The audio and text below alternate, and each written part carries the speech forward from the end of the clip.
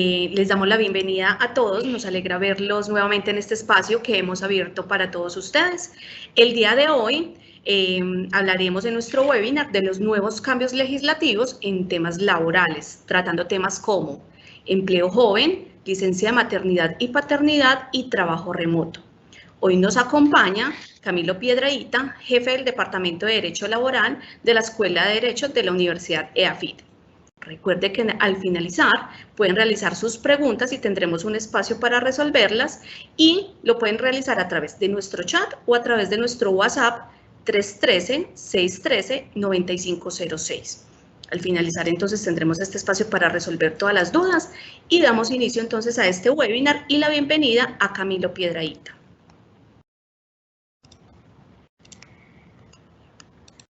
Bueno, muy buenos días para todos. En primer lugar, agradecer, como siempre, a mis compañeros, colegas, jefes de complementos humanos, de todo el grupo de empresas de complementos humanos, a Edwin, obviamente, jefe de operaciones, a la doctora Paula Mejía, por siempre contar con nosotros para este tipo de eventos y de actualizaciones, y pues obviamente a todos los que han aceptado esta invitación, incluidos pues mis amigos y clientes cercanos que sé que nos acompañan hoy. Como ya Kelly lo decía, pues lo que nos convoca hoy en esta reunión es tratar de analizar algunas, porque creo que van a quedar otras por fuera, probablemente no tan directamente relacionadas con el grupo objetivo de esta reunión, de las normas laborales que han sido emitidas en los últimos meses. Ha habido una proliferación importante desde mayo, digamos que se profirió la norma que regula el trabajo en casa.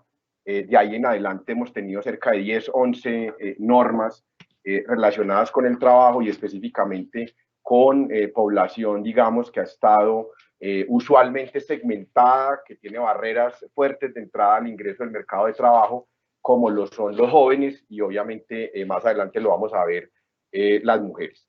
Entonces, nuevamente muchas gracias y vamos a empezar. La idea es que yo voy a hacer una presentación general de los temas que con complementos hemos acordado abordar hoy y que al final vamos a responder, pues ojalá todas o la mayoría de las preguntas que ustedes nos hagan. El primer tema que queremos tratar, que pues digamos ayer se venció la primera convocatoria, acuérdense que esto vamos a tenerlo que hacer cada mes, es el empleo joven.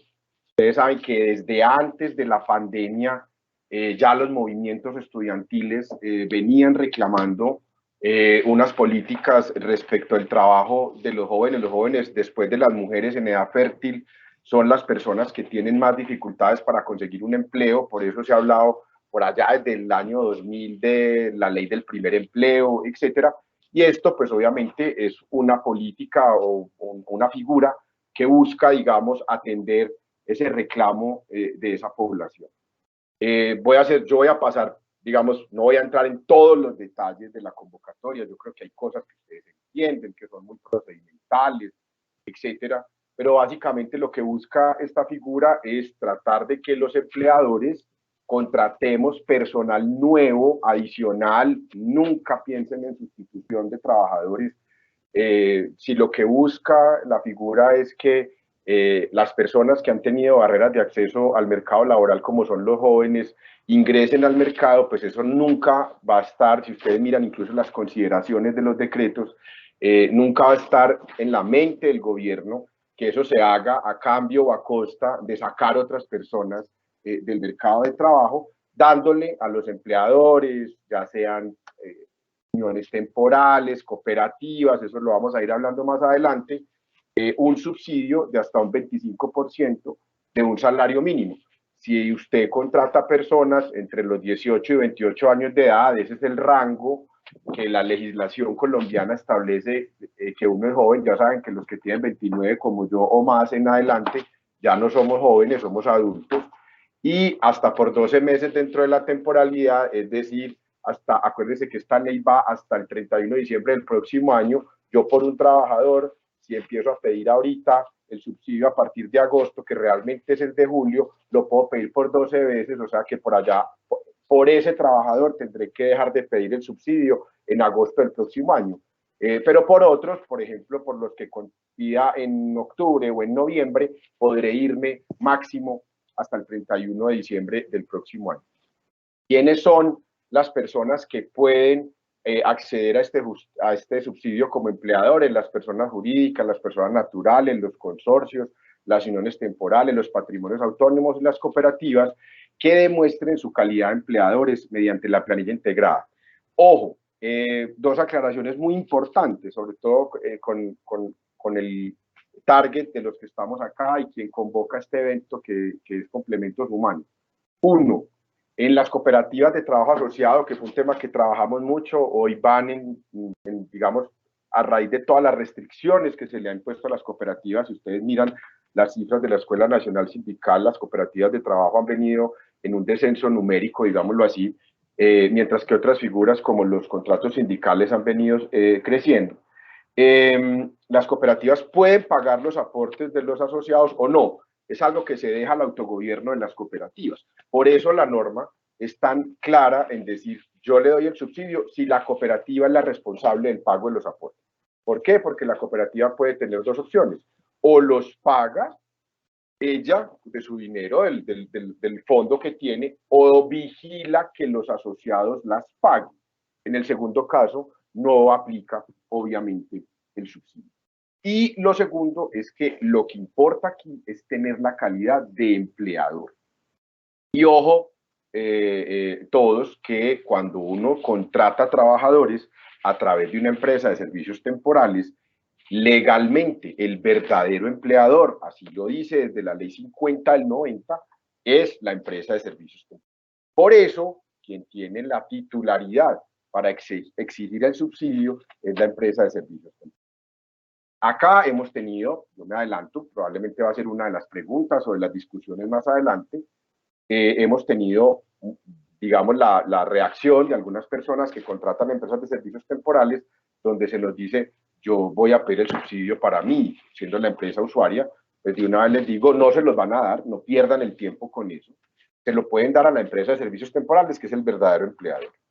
Ahora, hay empresas de servicios temporales que están trasladando esos subsidios a los empleadores, a los usuarios, y otras que no, no pasan, digamos, tienen todo el derecho de no hacerlo. Quiero ser absolutamente claro con eso, porque la ley no dice el empleador lo puede pedir, la empresa de servicios temporales lo puede pedir, se lo tiene que trasladar a la empresa usuaria, pero creo que las empresas de servicios temporales razonablemente han venido haciendo digamos, una transferencia, digamos, de acuerdo al impacto real, al impacto ponderado del número de jóvenes que esa empresa usuaria tiene sobre la nómina total de esos subsidios. Para recapitular, las empresas de servicios temporales no les tienen que trasladar el subsidio a ustedes. ¿Lo pueden hacer? Sí. ¿Lo están haciendo algunas? Sí. Y lo están haciendo, digamos, de manera justa y proporcionada al verdadero peso relativo que tienen los jóvenes dentro de la nómina. Sí, creo que es el caso de la organización que nos convoca hoy. Yo después, si Edwin o el Departamento de Operaciones quiere explicarles cómo lo están haciendo, que creo que es una práctica de imitar en el país, pues ya eso se lo dejo a la compañía para que se los explique más adelante. Para efectos de contabilizar los trabajadores adicionales, se toma marzo 2021. Esta norma es muy importante. Miren, este requisito, cuando en marzo salió cuando salió el decreto, todo el mundo creía que yo podía pedir a partir de julio, pero que es el mes que se me tomaba como referencia para saber cuántos trabajadores tenía yo y ver si había trabajadores adicionales, era marzo. Pero ojo, la UGPP ayer, antier, no, como decía, antier sacó una regulación, un concepto donde dice que son personas, el mes de referencia es marzo, pero casi que yo podía pedir desde abril. O sea que no veo ningún problema en que pidamos incluso para trabajadores adicionales desde el mes de abril. Dice después de marzo, porque yo tomo como referencia marzo, pero todo lo que usted haya contratado de ahí en adelante se podría pedir el subsidio. Eso es muy importante también, porque digamos que el entendimiento inicial del decreto con lo que está escrito en el decreto 688, realmente no da a entender eso. Yo espero que eso que estoy leyendo, que dijo la UGPP hace un par de días, sea lo que estoy diciendo. Yo creo que debemos presentar el formulario. Si nosotros tuvimos contrataciones de nuevos trabajadores adicionales en abril o mayo, junio, a los que teníamos en marzo, podríamos solicitar el subsidio por ellos. Si nos dicen que no, que solo los que tenga a partir de julio, bueno, pero creo que hay un concepto de la OGPP que podría respaldar esta afirmación que estoy haciendo. Para nuevas empresas o nuevas cooperativas se tendrán en cuenta los trabajadores dependientes o trabajadores dependientes asociados que se encuentren en ese mismo rango de edad por los cuales el beneficiario haya cotizado el mes completo al sistema general, al menos con un IBC de un salario mínimo. ¿Qué está diciendo esto? Una cosa son empresas que ya venían, trabajadores pues que hemos venido vinculando, o empresas que se creen nuevas. ¿Qué pasa si yo creo una empresa nueva hoy y contrato gente joven? ¿Cierto? Entonces yo no tengo el referente de marzo, entonces lo que me están diciendo es, listo, si usted hoy forma una empresa, contrata gente entre los 18 y los 28 años, pues a usted no le puedo aplicar el tema de marzo, sino que le voy a aplicar, por lo menos, muéstreme que usted contrató gente entre 18 y 28 años de edad y que les está cotizando mes completo, nada de 3 días ni 4 días al sistema de seguridad social, por lo menos por el salario mínimo legal mensual vigente, que eso es básicamente una redundancia innecesaria porque ya ustedes saben que no podemos cotizar por menos del mínimo, salvo cuando cotizamos por semanas o salvo cuando cotizamos a BEPS, que son otras dos modalidades, digamos, ahí como aparte. Como unas reglas muy normales, nadie puede tener, además de ser aportante, o sea, como empleador, a pedir empleo, pedir subsidio. Esto básicamente tiene que ver con las personas naturales. Cuando yo soy persona natural, empleador de alguien y aportante por alguien, no puedo al mismo tiempo pedir subsidio para mí, ¿cierto? Multiplicidad de empleadores, y yo tengo varios empleadores. Recordemos que en Colombia uno puede tener tantos empleadores quiera, salvo que haya pacto de exclusividad o pues obviamente que las jornadas entre ellos se crucen y que obviamente yo le esté robando el tiempo o mi salario a alguno de ellos. Yo puedo tener cuantos, la coexistencia de contratos de trabajo es una figura absolutamente válida. Se hace el que primero lo pida. Ahí ya tiene que ser, ahí va a haber un problema, y es que va a pasar en las convocatorias mensuales. Pues un problema no, digamos, una situación técnica en el futuro, y es, si yo ya pedí, no hemos entendido qué se entiende por pedirlo de primero, si es en agosto o si es cada mes. Es decir, el que lo pidió en agosto ya quedó de primero para siempre, o el que lo pidió en agosto, pero el otro lo pide de primero en septiembre. Entonces, ahí va a haber algo que van a tener que aclarar probablemente las autoridades. Los empleados que hayan sido sujetos de sustitución patronal, no se puede pedir apoyo. Recordemos que la sustitución patronal implica un cambio de empleador por otro, el mantenimiento de un contrato de trabajo y el mantenimiento del giro ordinario de los negocios. Me explico. Scotiabank Colpatria compra Citibank. Yo era empleado de Citibank, Scotiabank me mantiene con mi contrato de trabajo a pesar de que se cambió el empleador por otro, y se mantiene el giro ordinario de los negocios. En ese tipo de casos, que es lo que se llama, por allá en el artículo 69, probablemente sustitución patronal, no se puede pedir por esos trabajadores el apoyo o el subsidio a los jóvenes. Y los que hayan, esto es bueno, esto es una cosa buena para los empleadores, los trabajadores que en marzo de 2021, que son los que yo tomo como referencia para saber si crecí la nómina o no, hayan tenido en ese mes calendario suspensiones de trabajo. Ahí hay una redundancia también, dice suspensión temporal del contrato de trabajo o licencia no remunerada. ¿Por qué digo que hay redundancia? Porque la licencia no remunerada es una causal de suspensión del contrato de trabajo, que están todas en el artículo 51 del Código Laboral. Si esa suspensión fue de más de 15 días en el mes de marzo, ese trabajador no te cuenta. Lo explico en la práctica. Yo tengo 20 empleados y hoy voy a mirar si puedo pedir el subsidio porque tengo 21 o tengo los mismos 20, pero ¿qué pasó? En marzo de 2021 yo no tenía 20 sino 19 porque tuve durante 20 días un trabajador en una licencia no remunerada. ¿Qué quiere decir? Que el dato mío para calcular si crecí en nómina no es 20, es 19.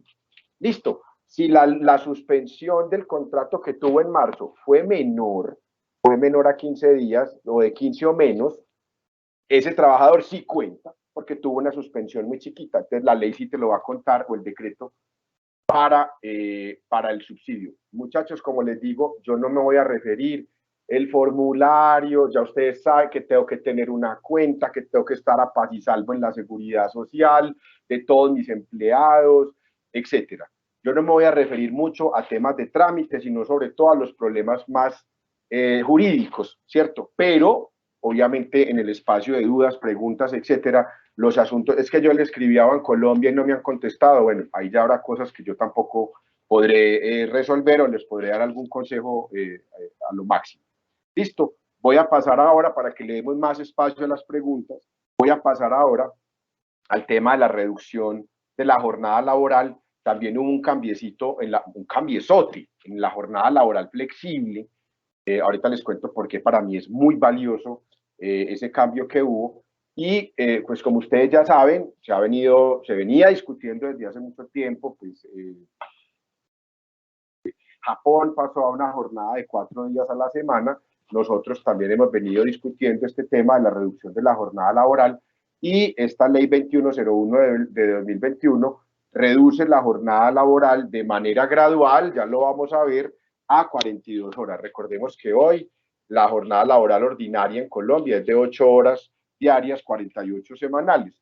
Y esta reducción a 42 será distribuida de común acuerdo con el empleador y el trabajador en 5 o 6 días a la semana, garantizando siempre un día de descanso. Esto es importante porque hay gente que dice, listo, bajo a 42, entonces yo lo puedo poner a trabajar 4 días o 10 horas y media. No, eso no se puede hacer.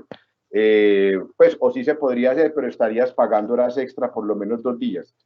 Mucho ojo con eso. Con esa distribución entre 5 o 6 días, casi que el tema de horas extra o de jornada ordinaria, no sé, sí se toca porque serían menos de 8, pero usted lo que va a hacer es, cuando estemos en 47 o 46, divídanlo por 6 o por 5, esa es la jornada ordinaria máxima. Cuando esté en 44, divídanlo por 6 o por 5, y esa es la jornada ordinaria máxima. Ahí podrá trabajar hasta 2 horas extra, que digamos, eso no se ha tocado por ahora, por ahora. Entonces, se puede acordar que la jornada semanal de 42 horas se realice. Bueno, no, esperen aquí un momento. Bueno, esta es la otra, discúlpenme, esta es la otra. Ya enseguida retomo el tema de la jornada laboral reducida, pero este es un tema que también es muy importante, y es la reducción el tema de la jornada laboral flexible. Ojo, en la ley 789 de 2002, esta fue una pelea muy grande que dimos en el Congreso porque fue una medida bastante ineficiente. Se creó la jornada laboral flexible. Esa jornada permitía turnos diarios entre 4 y 10 horas, que en los días que no hubiera, que uno trabajara 10 horas, no generaban recargo por horas extra. Esto era supremamente valioso para las empresas que trabajan sobre todo en el sector de cultural, entretenimiento, hotelería, etcétera. Mejor dicho, la gente que tiene unos días muy malos en términos de movimiento, el lunes, el martes, pero una discoteca de jueves o de miércoles a sábado es supremamente activa.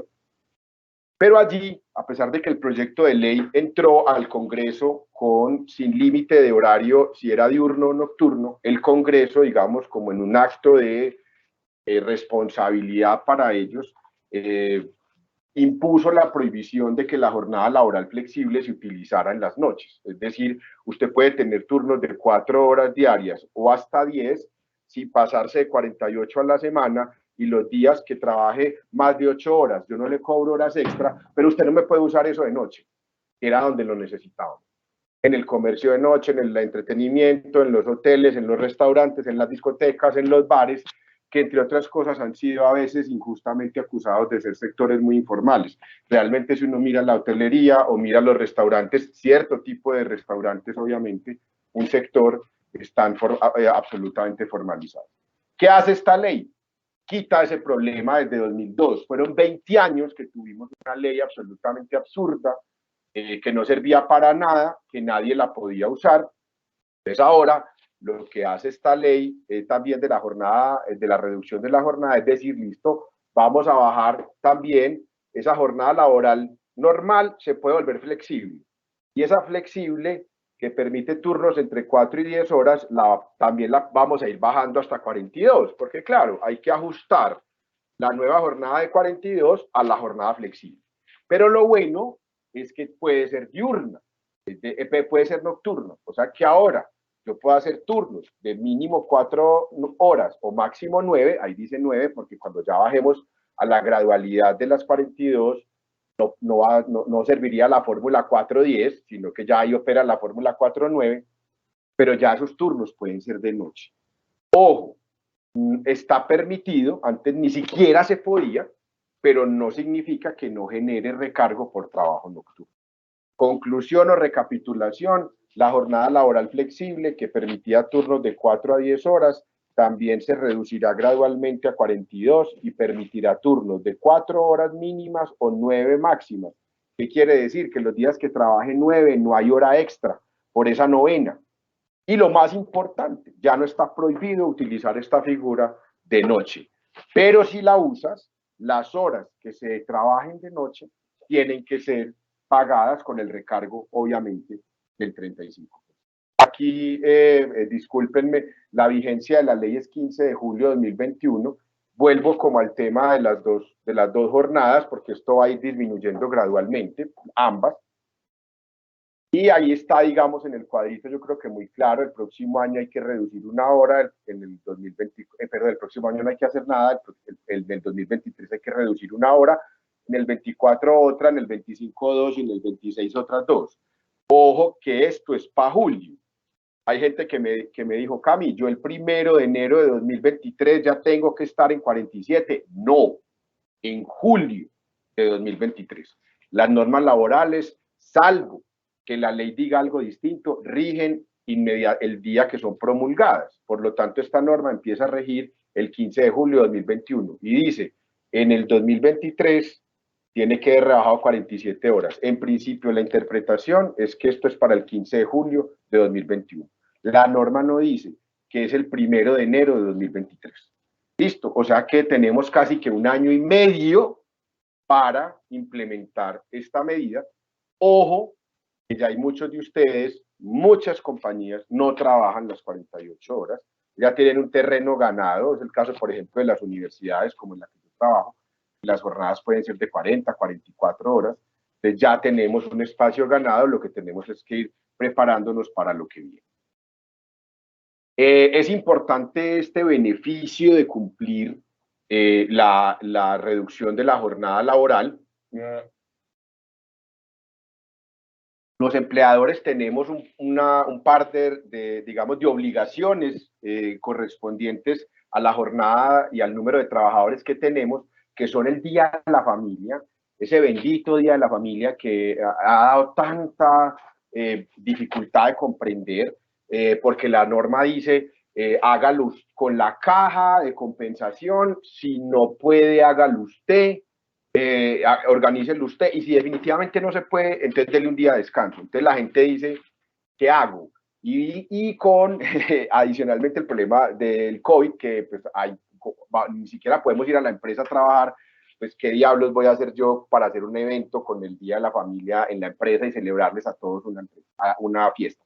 Y lo otro es que hay un concepto del Ministerio de Trabajo que dice que no se pueden legalizar días que la empresa ya daba como días de la familia. Me explico. En muchas compañías que están aquí, les daban el día del cumpleaños a los trabajadores o les daban el día de Halloween, los dejaban ir para que fueran con los niños o les hacían algo, el día de Halloween en la empresa o la fiesta de fin de año de la empresa. El Ministerio de Trabajo, ustedes saben que de los conceptos del Ministerio de Trabajo uno se puede apartar, pero pues tendrá el reto de luego en alguna discusión jurídica con ellos, que son los que nos vigilan y nos sancionan, hay una preocupación por muchos empleadores de yo ya tengo 3 días al año, 4 días al año, ¿cómo así que yo ya no puedo legalizar eso ahí? Con esta reducción de la jornada vamos a quitarnos, digamos, esa carga. Obviamente los que quieran seguir teniendo algunos días para la familia, el día del amor y la amistad, el día que ustedes quieran, pues nos parece muy bien. Y acuérdense que las empresas que tienen más de 50 trabajadores tienen que tener una reducción automática de la jornada a 46 horas. Eso no es nuevo, pues eso es del código del siglo pasado, porque para darles esas 2 horas para actividades recreativas, culturales, artísticas, etc. Cuando nosotros implementemos estas medidas de reducción de la jornada laboral, vamos a irnos quitando esos compromisos del Día de la Familia y obviamente el de la reducción de la jornada a 46 horas cuando tengo más de 50 trabajadores. Un par de consejos o de cuál es como mi lectura de lo que dice esta ley 2101-2021 sobre estas cosas. Primero, respecto al Día de la Familia, ojo, nadie vaya a quitar el Día de la Familia, que es un día semestral, entre otras cosas, no es uno al año, sino al semestre, antes de terminar la implementación. Es decir, la ley permite quitar el Día de la Familia cuando usted ya esté en 42. No me vayan a quitar eso antes. Es que, Camilo, yo ya estoy en 44. No puedes. Listo. Solo cuando estés en 42. Hay empresas que ya están hoy en 44 horas por convención, por acuerdo con los trabajadores, que dijeron, yo me voy a bajar el próximo año a 42 y quito esa vaina del Día de la Familia y me ahorro ese problema. Perfecto, lo puedes hacer. Y segundo, frente al tema de la reducción de la jornada a 46, porque tengo más de 50 trabajadores, dice la norma que uno podría hacerlo de acuerdo con los trabajadores, o sea, uno podría ir quitando eso de las 46 horas de mutuo acuerdo con ellos en proporcionalidad. Me explico. Si yo ya reduje el 25% de lo que me pide la ley rebajar, yo estaba en 48 horas y rebajé el 25%, ¿cierto? Yo les podría quitar a mis trabajadores el 25% de esas 2 horas de descanso. Pero lo tengo que hacer de mutuo acuerdo. Ojo con eso. En la proporción que usted rebaje la jornada, les puede quitar esas 2 horas de descanso, o de eso no es de descanso, realmente es para actividades recreativas, culturales, artísticas, etcétera, o de capacitación, en esa misma proporción que usted vaya avanzando en la reducción de la jornada total. Pero lo tiene que hacer de acuerdo con ellos. Para que vean, no es tan fácil de aplicar. No es tan fácil de aplicar. Nosotros tenemos empresas industriales que tienen más de 50 trabajadores, que les dan esas 2 horas para que hagan torneos de fútbol, para que eso también es lo más peligroso que hay, porque ahí todos se lesionan y después dicen que fue accidente de trabajo. Pero bueno, otro tipo de actividades recreativas, artísticas, etcétera, ir a decirles, como yo ya bajé de 48 a 47, les va a quitar 25 minutos de las 2 horas. Y además todos me tienen que firmar un acuerdo. Me parece que ahí era más fácil decir, ¿sabe qué? Pues esperen la implementación total de la reducción. Cuando la persona ya esté en 48, en 42 horas, se quita ese problema porque además no quedaría en 42, sino en 40, ¿cierto? O cuando llegara a 44, se le podía aplicar, etc. Pero me parece que hay una redacción bastante torpe en la ley. Paso al tema de paternidad y maternidad. Aquí también hubo unos cambios buenísimos. Creo que aquí sí avanzamos mucho, podíamos avanzar mucho más. Primero, los padres teníamos 8 días, que además era un tema muy complejo porque 8 días no son nada. Una semana, pues no son nada jurídicamente. Una semana en Colombia para pensiones son 7 días corrientes. Esto eran 8 días, ¿qué? Hábiles o no hábiles. Esa ley María, pues había quedado con muchos problemas de interpretación.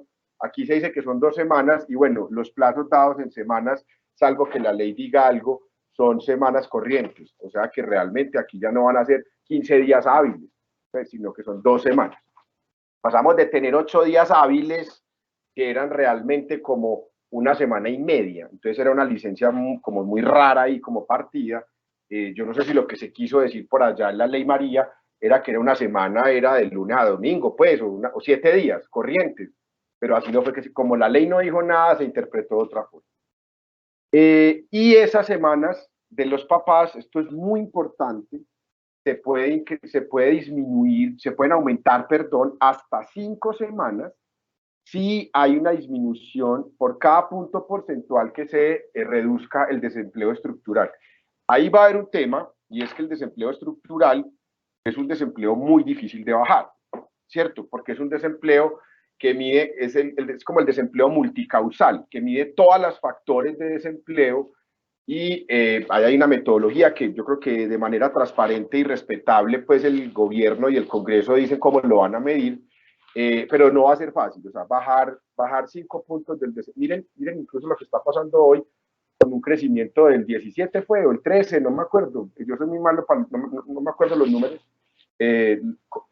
Los titulares de ayer o antier eran: ¿cómo es posible que crezcamos al 17, al de no sé cuánto por ciento, que es el crecimiento más alto de la economía en el siglo que estamos viviendo, y el desempleo no suba un dígito o un centímetro? Pues va a ser difícil, pero bueno, si se da esa medición, que se hace una medición anual, no es cada mes ni trimestral como la hace el DANE, el desempleo estructural se mide cada año, podría ir subiendo máximo hasta hacer 5 semanas para los padres.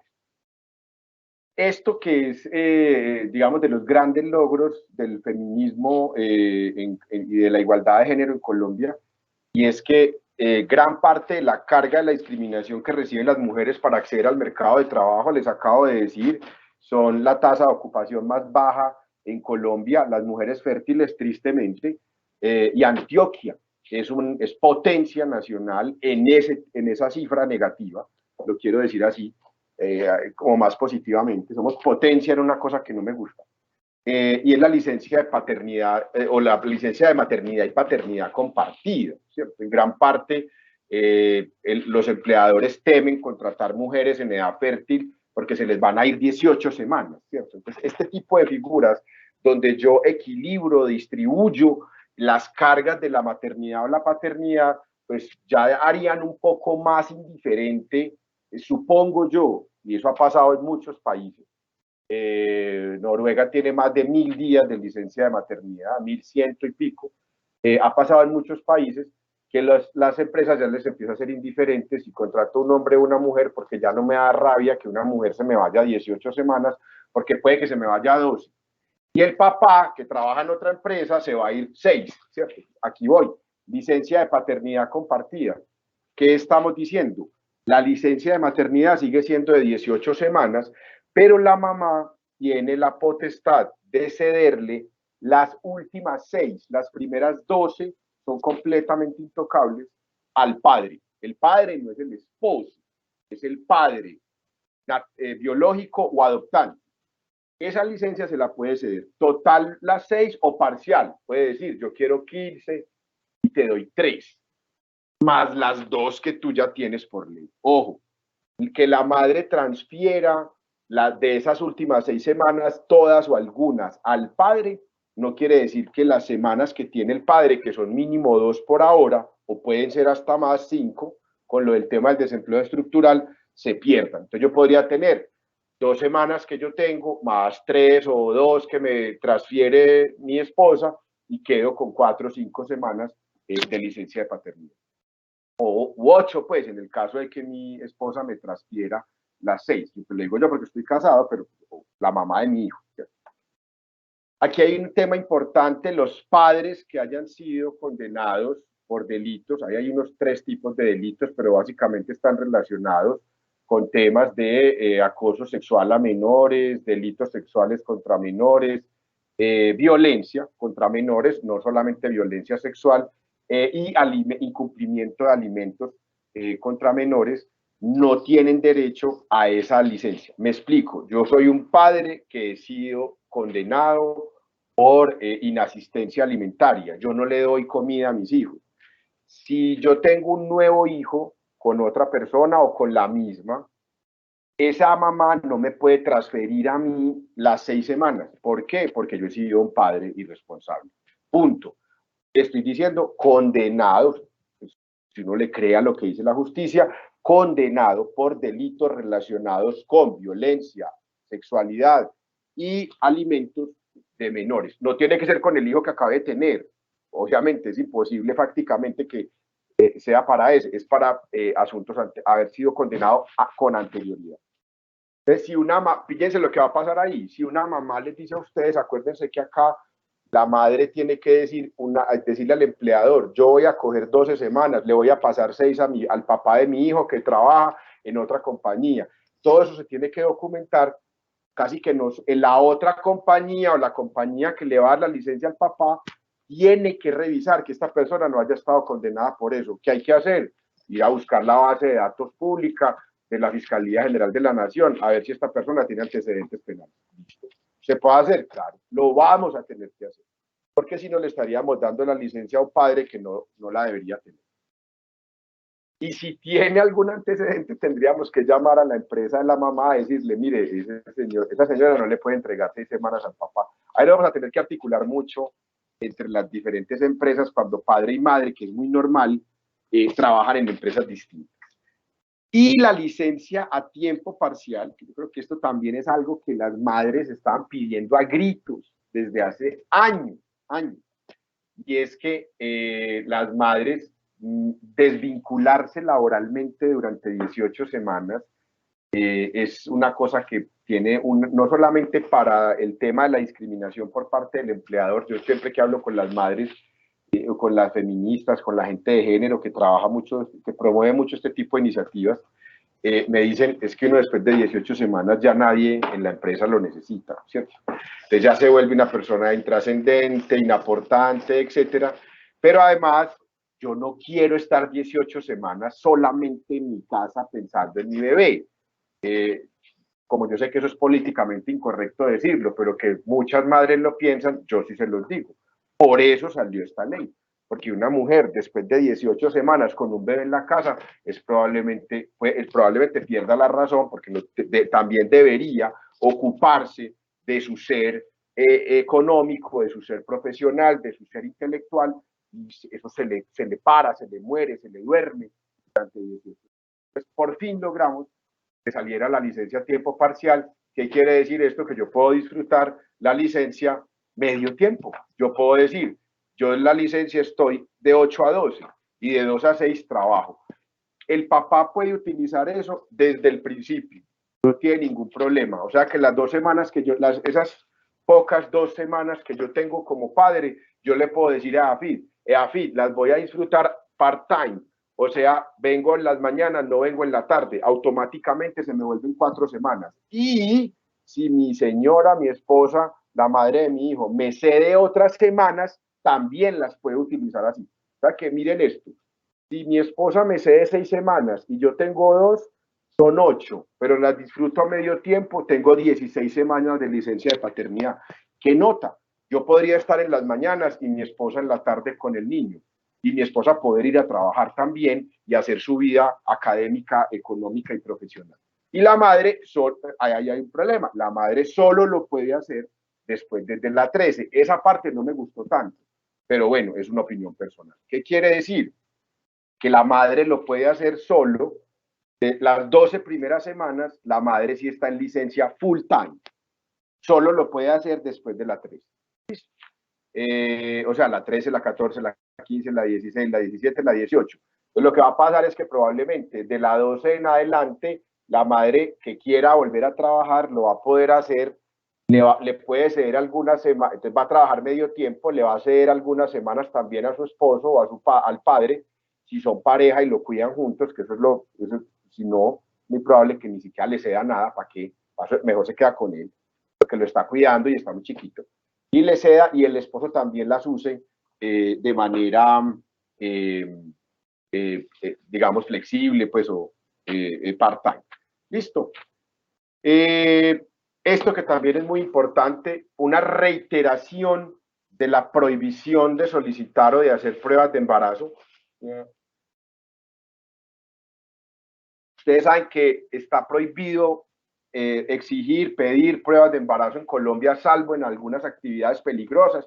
Estoy hablando, por ejemplo, rayos X, pues, donde es obligación hacerle prueba de embarazo a las personas a las mujeres pues que trabajan tomando rayos X, y se prohíbe, era una práctica muy común, es una práctica muy común. Incluso a mi esposa le hicieron esta pregunta alguna vez en una entrevista de trabajo.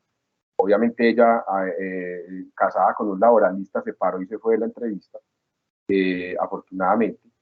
Le preguntaron, ¿usted va a tener hijos? Eso no se puede preguntar. No se puede preguntar nada que tenga que ver con el futuro, la planeación reproductiva de las personas.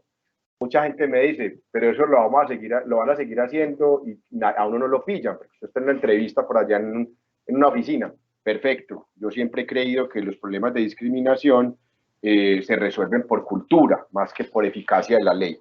Es muy fácil discriminar a alguien y que no te pillen. Estoy totalmente de acuerdo. Pues la idea es que no lo hagamos, que lo hagamos por convicción. Hay presunción de discriminación con cualquier prueba de embarazo que se envíe. O sea, eso es un tema jurídico, es decir, ya está probado que lo hiciste por algo malo. Vos es el que tenés que probar que lo hiciste por una razón legal, ¿cierto? Esos son temas, digamos, procedimentales jurídicos. En la orden, ojo con esto, en la orden de exámenes médicos, porque no los quiero ver metidos en problemas penales con algún abogado amigo mío. Cuando yo le digo a usted, hágase estos exámenes preocupacionales, obviamente, tengo que poner un disclaimer abajo. Ojo, los que trabajan aquí, Caris, doctor, tienen que poner un disclaimer donde dice, no le estoy enviando, aquí no se le van a hacer pruebas de embarazo. Tengo que afirmar ahí, casi que bajo la gravedad del juramento, que no le voy a hacer eso. Tercero, las mujeres, o cuarto, ojo con esto, la mujer tiene derecho a escoger el laboratorio donde le hagan las pruebas. Ahí sí empiezan los problemas, ¿cierto? Porque entonces la mujer va a poder decir, usted le tiene que decir, usted se lo puede, ¿dónde se lo quiere hacer los exámenes? Mejor dicho. Yo me los quiero hacer en cualquiera. Cabat, pues que es muy amigo de nosotros, pero no tengo ninguna acción ni ningún interés allá. Creo que hicimos un trabajo alguna vez con laboratorio. ¿Dónde se lo van a hacer? ¿Donde usted le diga? No. Tiene derecho a escoger. Las multas, ustedes ya vieron que las multas, no sé si lo vieron, 2.450 y punta VTs, donde solo la multa por pedir pruebas de embarazo. Y ojo, esto es lo más importante. Si uno le manda una prueba de embarazo, si uno no deja constancia de que no hay inclusión, si uno no la deja escoger el laboratorio, todo eso está obligado a contratar a la gente. Pues, ojo con esto. Aquí sí hay un montón de medidas fuertes de protección a la discriminación de la mujer y me encanta, obviamente, porque soy un absoluto comprometido con la igualdad de todas las personas. Entonces, ojo con esto, a cumplir, porque ya veo los problemas. El día que una chica le digan, no está la constancia de que no se incluyen pruebas de embarazo, no la dejaron escoger el laboratorio, y le dicen, usted no sigue en el proceso, ya los veo las tutelas para que los obliguen a contratar a esas trabajadoras. Esto es un tema que realmente yo se los explico por cultura general, pero realmente no tiene muchos efectos prácticos, ya les voy a explicar por qué. Esta ley 2114 y 2141 lo que trae es dos cosas. Acuérdense que desde hace 2018 probablemente la Corte Constitucional, ya les voy a explicar por qué esto no tiene tanto efecto práctico, la Corte Constitucional extendió el fuero de maternidad a los padres de madres que estuvieran desempleadas. ¿Se acuerdan de eso? No sé si lo saben. Es decir, en Colombia, una mujer que está en estado de gestación y hasta los 6 meses después del parto, que es la licencia de lactancia, no puede ser despedida salvo por justa causa y que uno le pida permiso al Ministerio de Trabajo.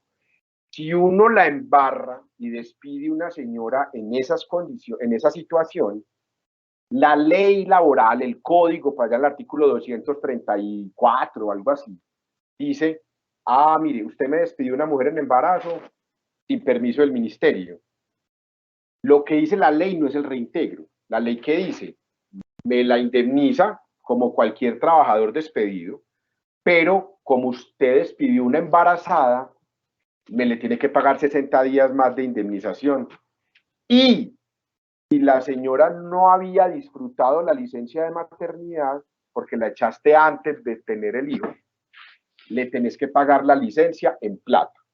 Recapitulo, eché una mujer con protección, le tengo que pagar la indemnización que dice el Código Laboral para cualquier trabajador, 60 días por ser embarazada. Y si no disfrutó la licencia, porque hay otras que las despiden cuando llegan de la licencia, las 18 semanas se las doy en salario. Perfecto. Eso dice la ley. Pero ustedes saben, queridos amigos, que desde el 1997, realmente, fue la primera sentencia de estas, la Corte Constitucional dice, cuando eso pasa, esto no se resuelve pagándole a la señora una cifra de dinero, no se resuelve reintegrando. Listo, creo que hasta ahí todos me siguen. Y que realmente, yo llevo 16 años, 17, litigando en temas de derechos laborales, creo que una vez me ha tocado que una señora pida la plata. Me dijo, no, es que yo ya estoy trabajando en otra parte, yo lo que quiero es que me indemnice. Listo.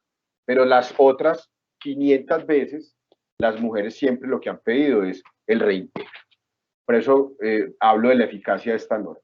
En 2018, la Corte dice, si usted despide ni siquiera al padre, ojo con esto, que eso, la Corte puede que avance un poco más que la ley. Si usted despide un trabajador de una mujer que está en embarazo o hasta los 6 meses después del parto, que está desempleada, que la empresa del papá, de la pareja, sabe que está desempleada, es muy importante eso. Y es más, lo que exige la Corte realmente y lo que protege es y que a través de ese padre o de esa pareja, esa señora que está desempleada recibe acceso como beneficiaria al sistema de salud. Yo se la reintegro, porque él se lo reintegro, tiene la misma protección. Le trasladó la protección de una mamá desempleada al papá, porque ese es el señor que lleva la subsistencia a esa casa y que afilia como beneficiario a su señora. En el caso que falló la Corte, que creo que realmente es de 2017, era el padre biológico. Pero ojo con una cosa, la Corte habla de pareja. ¿Qué quiere decir eso?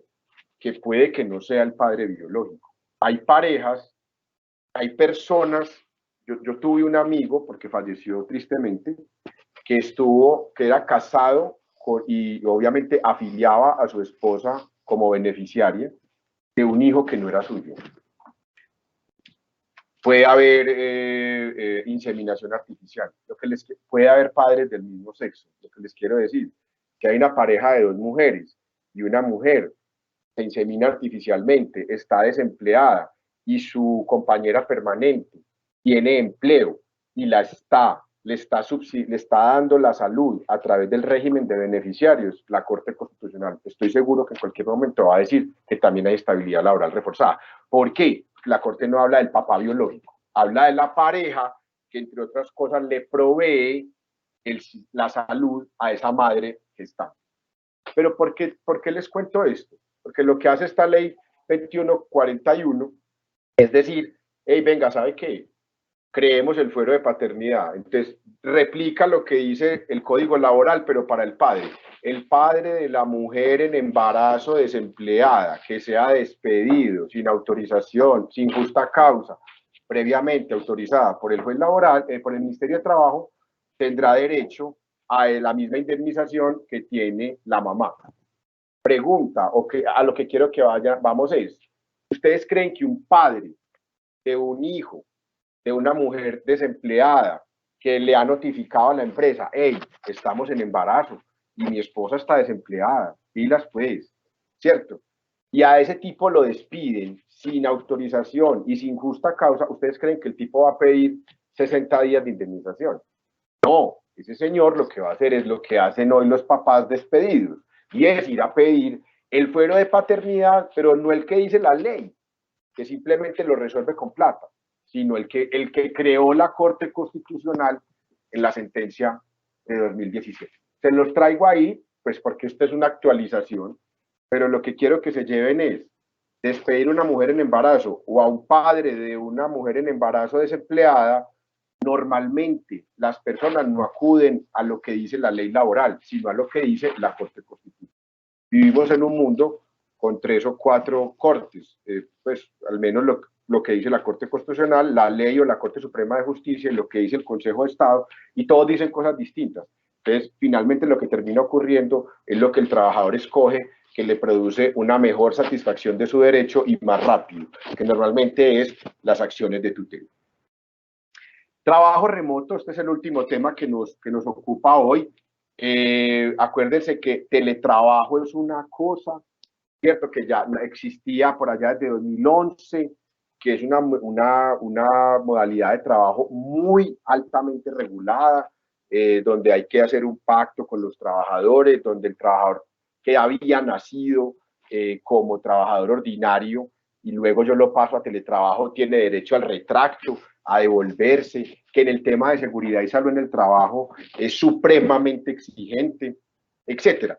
Que luego aparece como una medida, digamos, excepcional y de contingencia,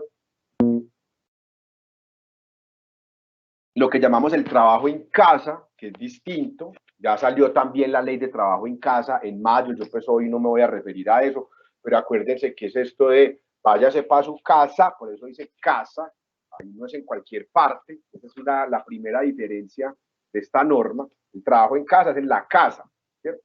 Que tiene una temporalidad. Miremos que la ley ahorita en mayo dijo, úseme esto máximo por 6 meses, obviamente a partir de la ley.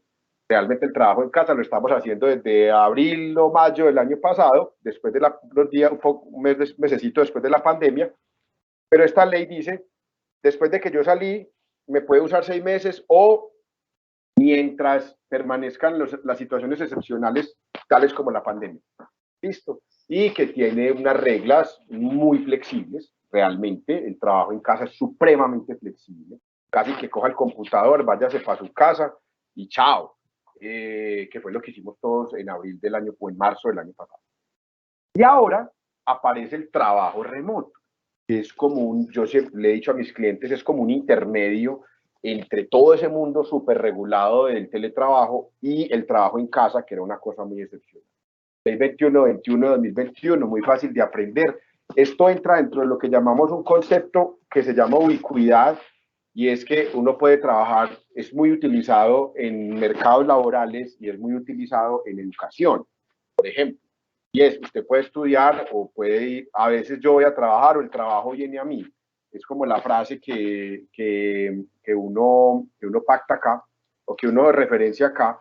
Y es que el trabajo tiene que ser remoto total. Nunca deberíamos ir, vamos a verlas porque hay unas excepciones, ahí ustedes lo van a ver más adelante o lo miran en la ley. Es bien exigente con que la gente no vaya a la empresa, pero que la persona trabaje de manera remota, no vaya al sitio de trabajo desde cualquier parte, obviamente el territorio nacional. Ojo, ya empezaron las discusiones. Tengo empleados con la pandemia, ustedes saben, yo tengo estudiantes que están fuera del país. Pues claro, pues la universidad estaba cerrada y estábamos por Teams aquí todos, pues yo me voy a ir a vivir a donde mi tía Miami, ¿cierto? Ojo muchachos, esta norma solo se puede aplicar para personas que así estén remotas, estén físicamente ubicadas dentro del territorio nacional. Usted no puede utilizar esto para profesores que estén fuera, pues estoy hablando del caso de AFIT, profesores que están en Europa, eso no se puede hacer. Es que yo me vine para acá, porque si no, no tenemos que ir, pues yo me quiero venir para acá. Ahí tenemos el problema de yo cómo le cotizo a un trabajador que se me fue, entonces casi que les vamos a tener que decir, devuélvanse, ¿cierto? Ahora, si la empresa, al contrario, también pasa mucho, las empresas están ubicadas en el extranjero, pero el trabajador está aquí, no hay ningún problema. Ahora, soy claro también en una cosa, independientemente de dónde esté ubicado tu empleador o qué nacionalidad tenga tu empleador, hoy están aquí trabajando en back office sobre todo, pelados y gente trabajando en empresas que están ubicadas por fuera del país, se aplica la legislación laboral colombiana. Listo. Eso simplemente como una cuña ahí que les hago. No debería haber interacción física. Miren esto, lo dice expresamente la norma. El lugar es acordado con el empleador o lugares, yo les sugiero eso, no me lo cierren. Jefe, es que yo voy a trabajar en el Juan Valdés de al lado de mi casa. Entonces, por favor, traten de ser, pues, digamos, estratégicos, no estoy diciendo corruptos, en la redacción de estos acuerdos de trabajo remoto, porque puede que vos estés hoy en un café, mañana estés en otro, mañana estés en un coworking. Aquí detrás está todo el tema de los coworking, realmente, son un agente muy importante en el lobby donde pasó esta ley, pero también dice acordado e informado, o sea que uno también puede como cambiar de lugar, pero siempre y cuando le informe al empleador y le informe a la ARL. Aquí en este punto del ARL, pues si ustedes ven, aquí hay una diferencia muy grande con el teletrabajo, porque el teletrabajo casi que me dice usted me tiene que dar un sitio donde va a trabajar fijo, salvo los que son remotos o móviles, que son muy parecidos a estos, y yo le tengo que revisar ese puesto de trabajo, yo no sé qué, etc. Acá no, porque yo puedo tener, yo voy a trabajar o en un coworking, o en un parque, o en una biblioteca, o en un café. Y acordarlo con el empleador e informarlo. Y aquí hay un tema que ojalá pues alguien de los que estemos aquí tenga la solución, y es el visto bueno del ARL. La norma dice, necesitamos el visto bueno del ARL, que dice así, esto es literal, como dicen los pelados hoy, lo dice para otras cosas que no deberían hacerlo, pero literalmente dice, con el visto bueno del ARL que esté presente en el contrato. Eso es una redacción supremamente desafortunada, porque yo no entiendo si es que la ARL tiene que dar el consentimiento en el contrato de trabajo remoto o qué.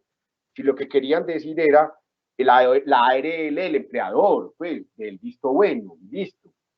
¿Qué nos ha pasado? Esta semana probablemente por aquí esté un amigo de esos, de los que estoy hablando.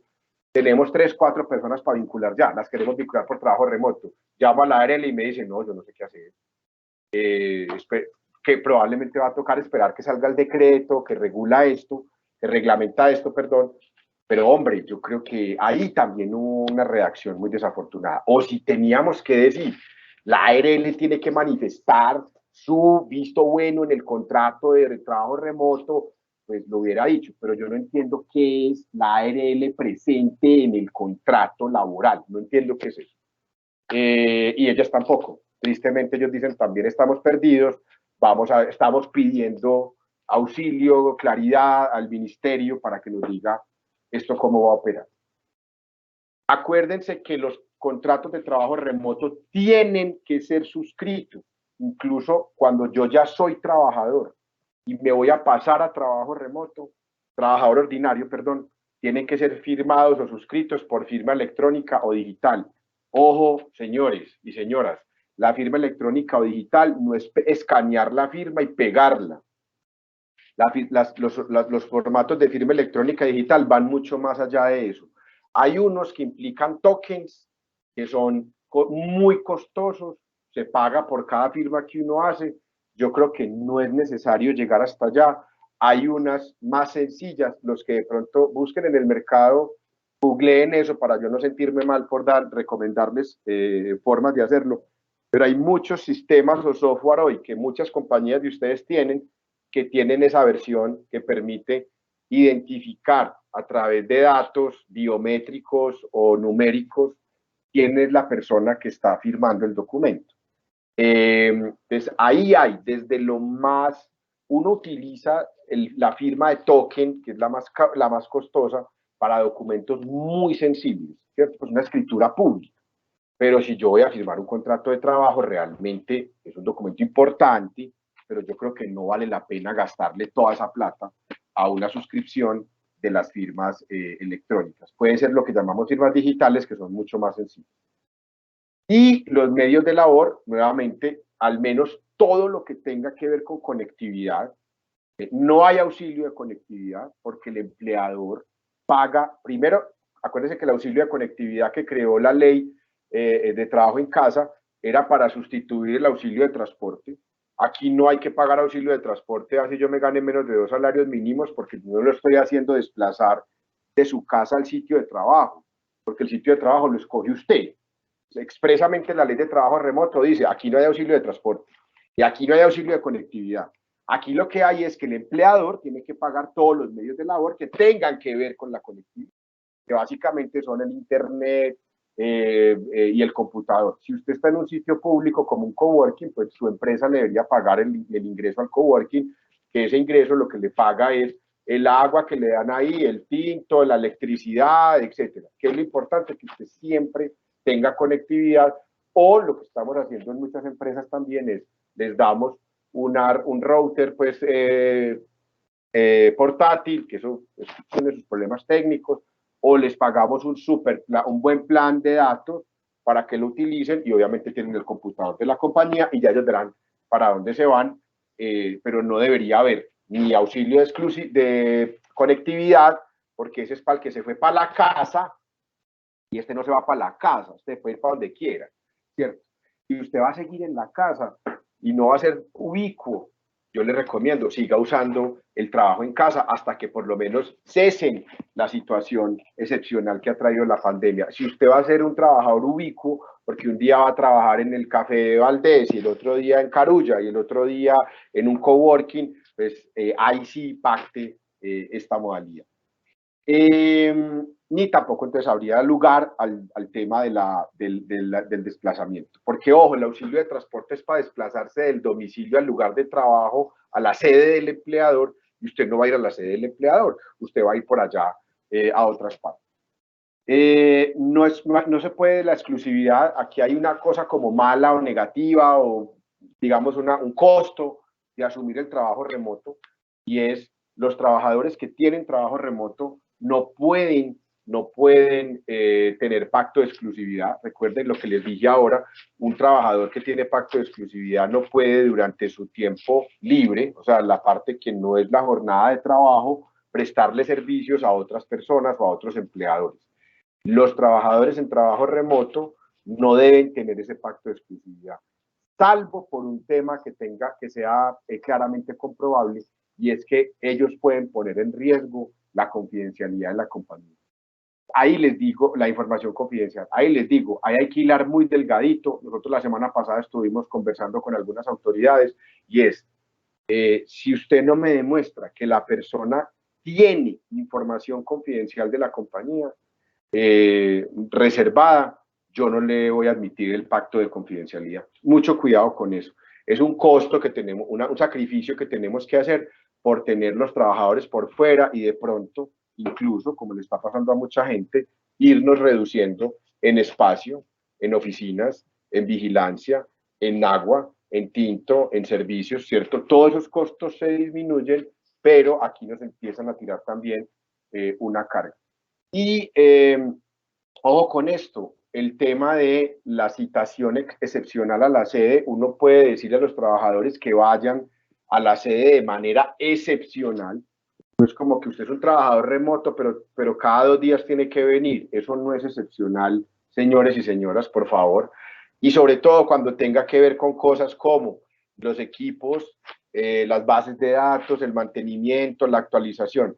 A mí me dicen muchos los clientes, hey, vení, yo necesito trabajo remoto, pero por ejemplo, si el tipo no tiene internet, se le acabó el plan, se le dañó el computador, ¿lo puedo hacer venir a la empresa? Sí, eso sería lo ideal. Si es para una reunión, no lo haga ir, dígale que se conecte, ¿cierto? Porque esa es la finalidad última de la norma. Y ojo con esto que casi nadie sabe, y es que el trabajador remoto que tenga personas a cargo, a mí esto no me gustó, les voy a explicar por qué. Que tenga personas a cargo tiene acuerdos de jornada negociados con el empleador. Me explico, los horarios de esos trabajadores deben ser negociados teniendo en cuenta las personas a cargo.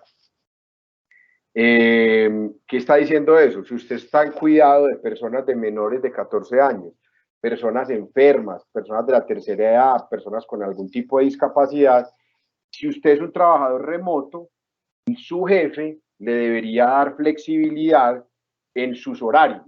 Perfecto. Yo le decía a algunas personas del viceministerio, ¿por qué si esto no es trabajo en casa? Ah, claro, o sea, yo entiendo que si a mí me dicen trabajo en casa, yo tengo un bebé en este momento de 7 meses, y que a mí me digan, ¿cómo estás en trabajo en casa? a mi AFID me debería dar un horario preferente para yo poderme acomodar con mi esposa al cuidado del niño. Pero ¿por qué si es trabajo remoto? El argumento, o sea, lo exigimos para trabajo remoto, pero no lo exigimos para trabajo en casa. Por lo menos lo hubiéramos exigido en las dos. Y en el trabajo remoto, digamos que la respuesta es, pero es que igual, para que vos puedas ir al coworking y volver a tu casa y estar al cuidado de tu hijo. Bueno, tiene sentido. Lo que yo sí hubiera hecho es que eso lo hubiera exigido, sobre todo en trabajo en casa, donde se nos ha hecho muy difícil a muchos trabajar estando a cargo de nuestros hijos, de nuestros ancianos, de nuestros enfermos y al mismo tiempo estar en reunión. Creo que esto era todo lo que teníamos parado, pues todo, por lo menos en la presentación. Muchísimas gracias, de verdad. Yo fui muy rápido en muchas cosas, pues siempre voy a la carrera, pero sobre todo para poderlos escuchar. Muchas gracias nuevamente a todos por la atención, por estar aquí. Espero poderles responder todas las preguntas que quieran, Kelly, y entonces adelante, por favor. Muchas gracias, Camilo. Vamos a comenzar entonces el espacio para resolver todas las preguntas que recibimos a través de nuestra línea de WhatsApp y de nuestro chat. Damos entonces inicio con el primer tema, que fue el del empleo joven. La primera pregunta es si este subsidio de empleo joven aplica también para personas jurídicas. Sí, claro, es que si ustedes ven ahí en la presentación, todas las personas que sean empleadores pueden ser personas naturales, personas jurídicas, uniones temporales, consorcios, patrimonios autónomos, cooperativas de trabajo asociado, que realmente no son empleadores, sino que pueden ser responsables del pago de la seguridad social. Todos pueden acceder. Lo importante realmente es tener la condición de empleador. La segunda pregunta dice, ¿el beneficio del cual estamos hablando aplica también para empresas de economía mixta?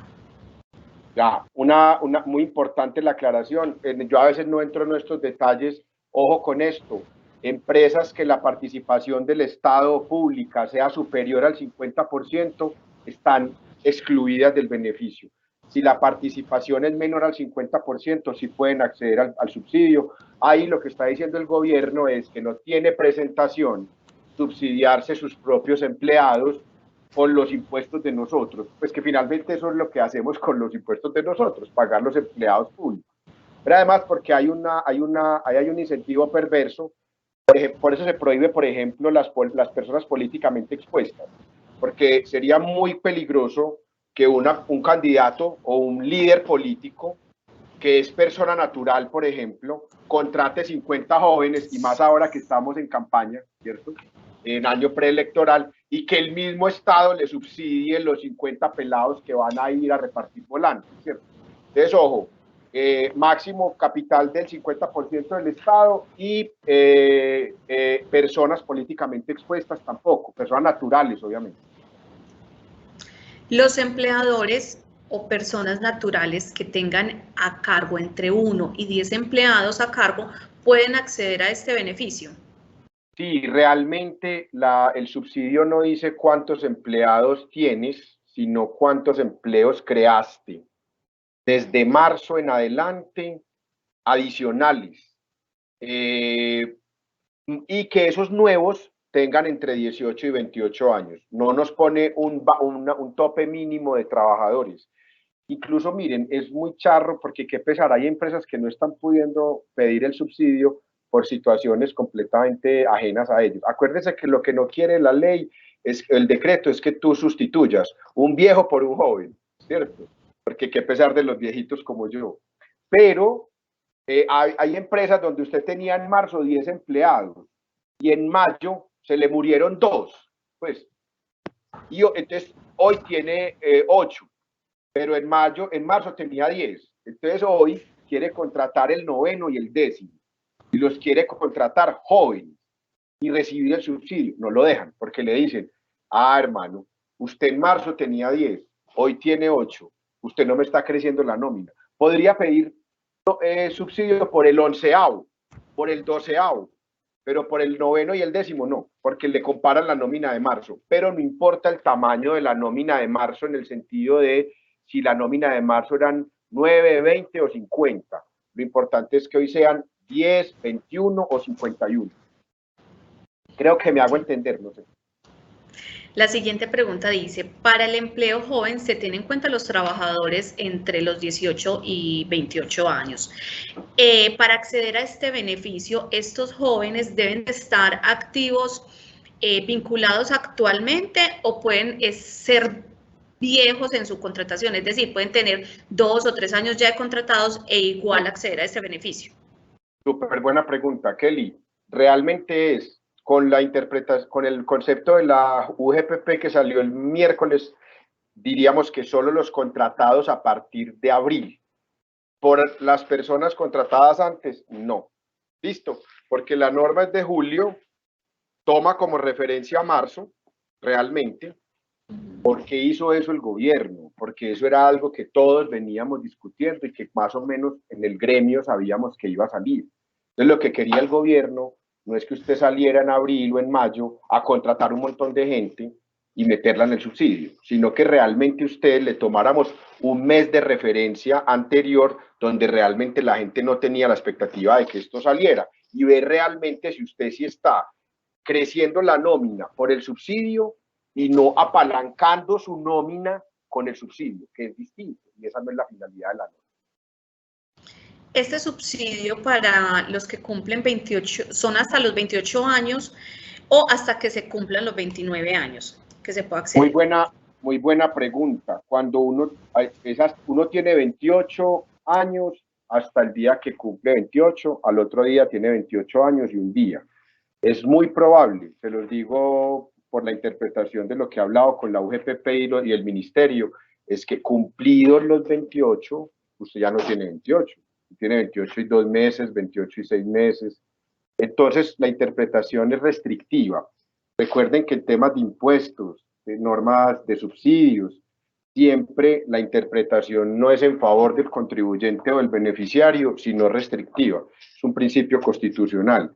Entonces yo creería que las personas que cumplan 28 años, si usted sigue pidiendo el subsidio, por ejemplo, usted pidió subsidio por Kelly hasta agosto, hasta octubre, y en octubre cumplen los 28, muy probablemente en noviembre, cuando pida el subsidio, le digan que no. Habrá gente que dice, lo voy a pedir, porque para mí, mi interpretación todavía, Kelly tiene 28 hasta los 28, 11 y 29 días, ¿cierto? Creo que la interpretación de la autoridad tributaria y económica en este caso va a ser otra. Pero bueno, lo pueden hacer. Ojo, muchachos, que ustedes firman bajo la gravedad del juramento, aquí hay responsabilidad penal, aquí hay responsabilidad fiscal, pues tampoco se metan en un problema innecesariamente. Asesórense, yo creo que es bueno. Y si aún una persona que conoce, digamos, los principios de la interpretación de las normas fiscales o tributarias, te dice, ojo que te van a cortar en 28, yo creo que es absolutamente innecesario, ineficiente seguir pidiendo subsidios. Primero para que los nieguen o mínimo para que nos pongan alguna investigación por pedir fraudulentamente un subsidio al cual no teníamos derecho. Si un trabajador con multiplicidad de empleadores recibe los 12 periodos de subsidio por uno de ellos, podrá solicitarse por este trabajador otros periodos adicionales, pero en cabeza de otro empleador. Yo creería que sí. Muy buena pregunta. Qué casuística tan bacana. Si yo arranco ahora en julio, termino en julio del próximo año y sigue otro empleador. Ahí tenemos que ver qué va a pasar con lo que les decía ahora, y es que va a entender el ministerio y la UGPP por ser el primero que lo pidió. Si es el primero que lo pida cada mes o es el primero que lo pida la primera vez, ya quedó de primero para siempre. Pero yo diría que sí.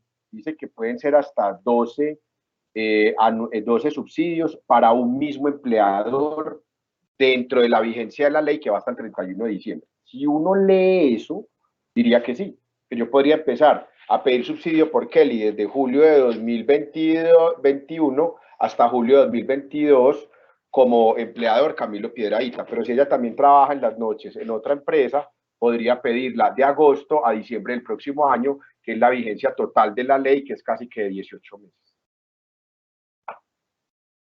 Continuamos entonces ya con el siguiente tema, que es de licencia maternidad y paternidad.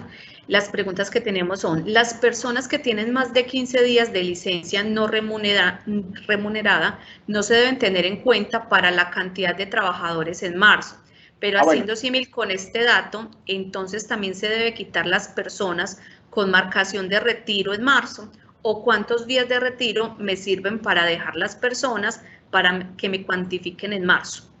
ya entendí. Ojo que, pero esto sigue siendo de lo del subsidio. Ojo. La primera respuesta es sí. Si una persona tuvo suspensión del contrato de trabajo en marzo, de más de 15 días, no cuenta para el dato base para comparar mes a mes si la nómina crece. Como les dije ahora, eso es bueno para las empresas si lo tienen. Si tuvieron una suspensión de 5 días, ese señor sí cuenta. Listo. Lo otro es, miren, las personas que tengan, no, yo creo que si la persona estaba retirada, ya no cuenta. Yo creo que esa va a ser la interpretación. Si está retirada, ya no está como empleada. Que son las personas que estén en la pila, ustedes ven ahí el decreto, cotizante activo, yo no sé. Si está retirada, ya no cuenta. Eso puede ser bueno para usted. Pero hay otra pregunta que sale mucho y es, ¿qué pasa si yo voy a pedir el subsidio por un trabajador que lo contraté el 18 de julio? ¿Lo puedo pedir o no? Yo qué le estoy diciendo a mis clientes, claro, pídalo. Usted lo tiene, estaba 18 de julio, es un trabajador adicional, tiene entre 18 y 28 años, usted está al día con la seguridad social. Lo que se supone que va a pasar es que van a dar el subsidio proporcional. Es decir, si la persona solo estuvo 12 días de julio vinculada, y que obvio, hoy sigue vinculada, que si lo echamos no nos van a dar el subsidio, ¿cierto? Acuérdese que ese requisito de mantenerlo es importante. Lo que va a pasar es que lo van a pagar proporcional, creo yo, no me vayan a fusilar, pero lo que yo creo es que lo van a pagar proporcional porque no dice, si la salvo para empresas nuevas, si ustedes ven, y cooperativas nuevas, se exige la cotización mes completo. En los demás casos no se exige. Entonces yo diría que lo que va a hacer el gobierno, como ha pasado con otros subsidios en la pandemia, es, si usted entró a trabajar el 15 de un mes, usted puede pedir el subsidio, pero solamente le damos la mitad, ¿cierto? Ahora, he visto que en las reglas de la convocatoria, por ejemplo, que terminó ayer, me dicen, viejo, si no estaba vinculado a 15 de agosto, a 15 de mes, no le acepto ya más gente. Listo. Eso ya es como para que lo tengan en cuenta en el procedimiento, pero yo lo que creo que va a hacer el gobierno es que para las personas que trabajan parcialmente un mes, pues que se vincularon en mitad de un mes o en una fracción de mes, va a dar el subsidio proporcional. Ahora, el retirado en marzo no cuenta, pero eso es bueno para el empresario, porque su base de la cual le van a comparar si creció o no creció va a ser menor, ¿cierto? Y no estás diciendo mentira. Te dice, yo en marzo tenía 18 empleados, ¿por qué? Cuéntelo a 31 de marzo. ¿Por qué? Porque a mí me renunció, se murió o despedí el 15 a tales personas y les marqué retiro. Usted a marzo 31 no tenía sino 20 empleados. Los 3 que se fueron, renunciaron, los despidieron, no los cuente. Diga la verdad, cuáles eran los empleados activos a 31 de diciembre y creo que con eso no vamos a tener ningún problema. Perfecto, las preguntas, corrijo, serían ya del tema de la reducción de la jornada laboral. Si yo tengo una jornada de 8 horas y dentro de estas doy 45 minutos de descanso, ¿esto se puede contar como 8 horas o como 7 horas y 15 minutos trabajadas? Y si llevo mucho tiempo pagándolas como 8 horas normales, ¿se deben descontar esos 45 minutos o qué puede pasar aquí? Listo, Kelly. Yo quiero hacer ahí una aclaración para que para no preguntarle a la persona que me hizo la pregunta. Va a explicar todo. Cuando uno tiene una jornada de 8 horas, son 8 horas de trabajo. El descanso no cuenta como jornada de trabajo, ¿cierto? Sería como una cacofonía. Si realmente las personas están en su oficina 8 horas, pero de esas 8 trabajan 7 porque usted les da una hora de descanso, la jornada de ellos no es de 8, es de 7, ¿cierto? Porque el tiempo de descanso no cuenta como jornada. Voy a poner el caso típico. Una persona que va de 8 a 12, descansa de 12 a 2 y termina a las 6 de la tarde, trabaja 8 horas. ¿Está en la oficina o por allá 10 horas? Sí. Los tiempos de descanso no son tiempos de trabajo. Listo. Entonces, si usted, no entendí muy bien la pregunta, si una persona pasa 8 horas en la oficina, pero realmente de esas 8, 1 hora está sentado chateando, comiendo, hablando con los amigos, fumando, sale un ratico a la tienda, a la esquina, etcétera, esa persona no trabaja 8 horas, trabaja 7. Listo. Ahora, con una aclaración también adicional, nadie puede tener su jornada diaria sin un descanso, no tiene que ser en la mitad, no tiene que ser de 1 hora, no tiene que ser de 2 horas, pero tiene que haber por lo menos un descanso en la jornada diaria de una persona. Entonces, Camilo trabaja 8 horas diarias, perfecto. Tiene que tener un descanso en cualquier momento y de un tiempo razonable de acuerdo a la actividad que realiza. El código laboral no dice que tiene que ser de 2 horas ni de 1 hora. Entonces, ¿qué puede pasar? Yo entro a las 8 y a las 11 me dan 1 hora de descanso. Vuelvo a las 12 y termino, me faltan 5 horas. Ya cumplí 3, de 8 a 11, me faltan 5. ¿Es obligatorio dar descanso? Sí. ¿De cuánto tiempo? De un tiempo razonable de acuerdo a lo que la persona hace. ¿Tiene que ser en toda la mitad? No. Cuarto, ¿el tiempo de descanso es tiempo de jornada? No. Listo. Creo que con eso, más o menos, la persona que me preguntó se puede resolver la pregunta. Y con eso damos respuesta a varias preguntas también que tenían referente, pues, dudas referente a este tema. Seguimos entonces, nuestra empresa labora 40 horas semanales, sin embargo, siempre se ha dado el día a la familia. ¿Debería quitarlo o la ley no indica algo específico en general? Ya muy bueno, no, lo felicito. Usted trabaja en EAFIT, probablemente, no mentiras. Que la jornada de nosotros es de 40 horas, le tengo que hacer la cuña a mi patrocinador. Ya cumplió con creces, porque no tiene 42, sino 40. La puede quitar, ya lo puede quitar el Día de la Familia. Lo puede dejar lo que quiera. Si a usted le funciona, le parece que en términos de experiencia del empleado, que es lo que está hoy más de moda en gestión humana y en cultura organizacional, le funciona, hágalo. O lo puede hacer distinto a lo que le dice la ley, porque ya usted no está amarrado, ¿cierto? Entonces, buenísimo, no se preocupe, usted no estaba, ya no está obligado a cumplir el Día de la Familia, pero obviamente todo lo que yo creo que sea en bienestar de los empleados va bien, pero sería ya absolutamente voluntario. Perfecto, ahora sí continuamos con el tema de licencia maternidad y paternidad. Una de las preguntas es, si la mamá no trabaja y el papá es el empleado, ¿él podría de igual manera tomar máximo las 6 semanas? No, ¿saben que no? ¿Por qué? Porque una mamá desempleada no tiene derecho a licencia. Entonces, por default, no le podría transferir esas 6 semanas. Una mamá desempleada no tiene licencia de maternidad. No me malinterpreten. ¿Cuál licencia si no trabajas?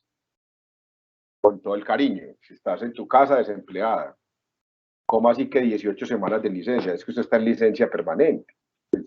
Para ser agresivo y que me entiendan la respuesta. Entonces, ¿qué le voy a transferir a mi esposo? Yo no tengo 18. Es la madre empleada que sale a licencia, tiene 18. Ella dice, yo solo me aguanto 12 en la casa y de las otras 6 te las paso a 2 para que me vengas a ayudar. Y eso es una nota porque vuelve corresponsables a los padres de la crianza y de las responsabilidades de los hijos. Ya no hay excusa para que los papás digan no puedo estar en la casa con mi hijo los primeros 4 meses por lo menos o 3 meses. Pero no habría, por defecto es imposible que una mujer le ceda un derecho que no tiene al papá. En la licencia compartida, ¿la documentación debe venir aprobado por el empleador de la madre o debe ser autenticado? No, mira, qué buena pregunta. Realmente lo que dice la norma es que hay que hacer un acuerdo, digamos que ni siquiera es un acuerdo. El derecho es de la mamá, es explicarle al empleador cómo va a gozar su licencia. Ya tenemos personas en esta situación, obviamente. ¿qué hay que hacer? Decirle, ¿usted cómo va a disfrutar la licencia de maternidad?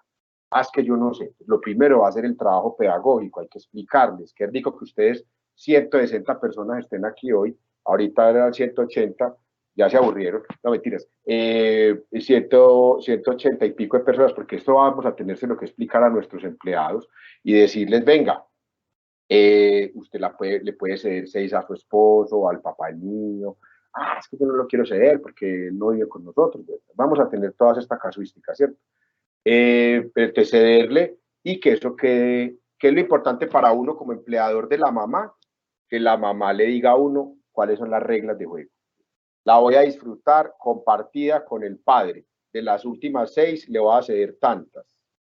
Y las 12 primeras, acuérdese que la mamá no las puede tocar y no las puede disfrutar a tiempo parcial. Y las otras las voy a disfrutar a tiempo parcial. De las 12, si no le cede las 6 al marido, sino algunas, esas otras las puede disfrutar a tiempo parcial. Listo. Hace ese acuerdo con su empleador. Ese papelito probablemente, que no tiene que ser autenticado, yo no vería necesidad, pues salvo que ustedes desconfíen, pero yo digo, si yo firmo eso de frente con la trabajadora, pues para qué voy a desconfiar de eso. Va a la otra empresa, se lo dan al papá, y el papá lo lleva a su empresa y le dice, ve, tuve un hijo, mi señora me cedió 6 semanas, entonces yo me voy 8 semanas, las 2 que tengo y otras 6 que me regaló mi señora. Pero yo no veo, ahí yo no veo formalismos. Acuérdense que el derecho laboral, incluso desde la Constitución, es antiformalista. Lo único que exige un papel realmente es el contrato a término fijo. Entonces, aquí no, yo no veo necesidad de eso, salvo pues que ustedes sientan que puede haber algún fraude o que, a ver, a mí me llegó una carta de la compañía donde trabaja tu señora que dice que tu señora va a disfrutar la licencia, que tu señora te pasó 6 semanas, pero yo necesito verificar eso. Esta sí es la firma de tu señora, pero ojo, no le pongan tantas trabas a la gente. Uno conoce los empleados y sabe si un empleado tuvo un bebé, pues. Si usted desconfía y cree que el trabajador le trajo una constancia falsa de que tuvo un bebé por allá en otro país, pues entonces pídale requisitos, ¿cierto? Pero yo creo que la norma no es muy exigente en eso. Habrá que acreditar que sos el padre. Claro, tráeme el registro civil de nacimiento, que nació vivo, etcétera. Pero el documento como tal se puede formalizar sin ningún tipo de protocolo. Para los colaboradores que laboran de lunes a sábado, su licencia de paternidad de 2 semanas tendría en teoría 12 días hábiles de licencia.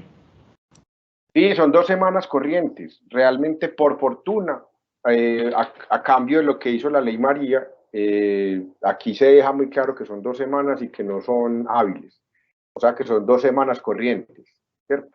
Si yo trabajo solamente lunes y jueves, entonces imagínense 14 días hábiles, serían como 6 meses de licencia de paternidad. ¿Cierto? Yo solamente cuento los días hábiles. Pues por fortuna, esta norma fue muy clara en decir, esto es 2 semanas, que son de 7 días, léase semanas de 7 días y son corrientes. Es decir, a mí no me cuente si aquí, si el man trabaja o no trabaja ese día, sino 14 días después del parto prácticamente. Al día 15 uno debería estar en la oficina otra vez, salvo que la mamá le transfiera semanas a uno. La ley 2114 de licencia ampliada de paternidad empieza a regir a partir del 29 de julio. Sí, estoy casi seguro que esa es la fecha. Me disculpan pues porque son 10, 11 normas, no me acuerdo la fecha de todas, pero la fecha de entrada en vigencia que diga ahí es, al final dice, esta ley es del 29 de julio de 2021. Casi que ninguna de las normas que hemos, no, ninguna de las normas que hemos visto hoy tiene vigencia diferida, es decir, salvo la de jornada, pues que es gradual, ¿cierto? Sino que empiezan a regir inmediatamente. Dice, mi hijo nació el 30 de julio y la EPS solo me dio 8 días hábiles de licencia. Hice la reclamación a la EPS y no me dieron ninguna respuesta. Envié un derecho de petición, ¿qué más debo hacer o puedo hacer? Ahí yo creo que hay una cosa, discúlpenme que utilice la pregunta para que ustedes se pillen cuáles son las cosas que debemos corregir. En maternidad, el empleador es responsable del pago de la licencia y él la recobra a la EPS. ¿Cierto?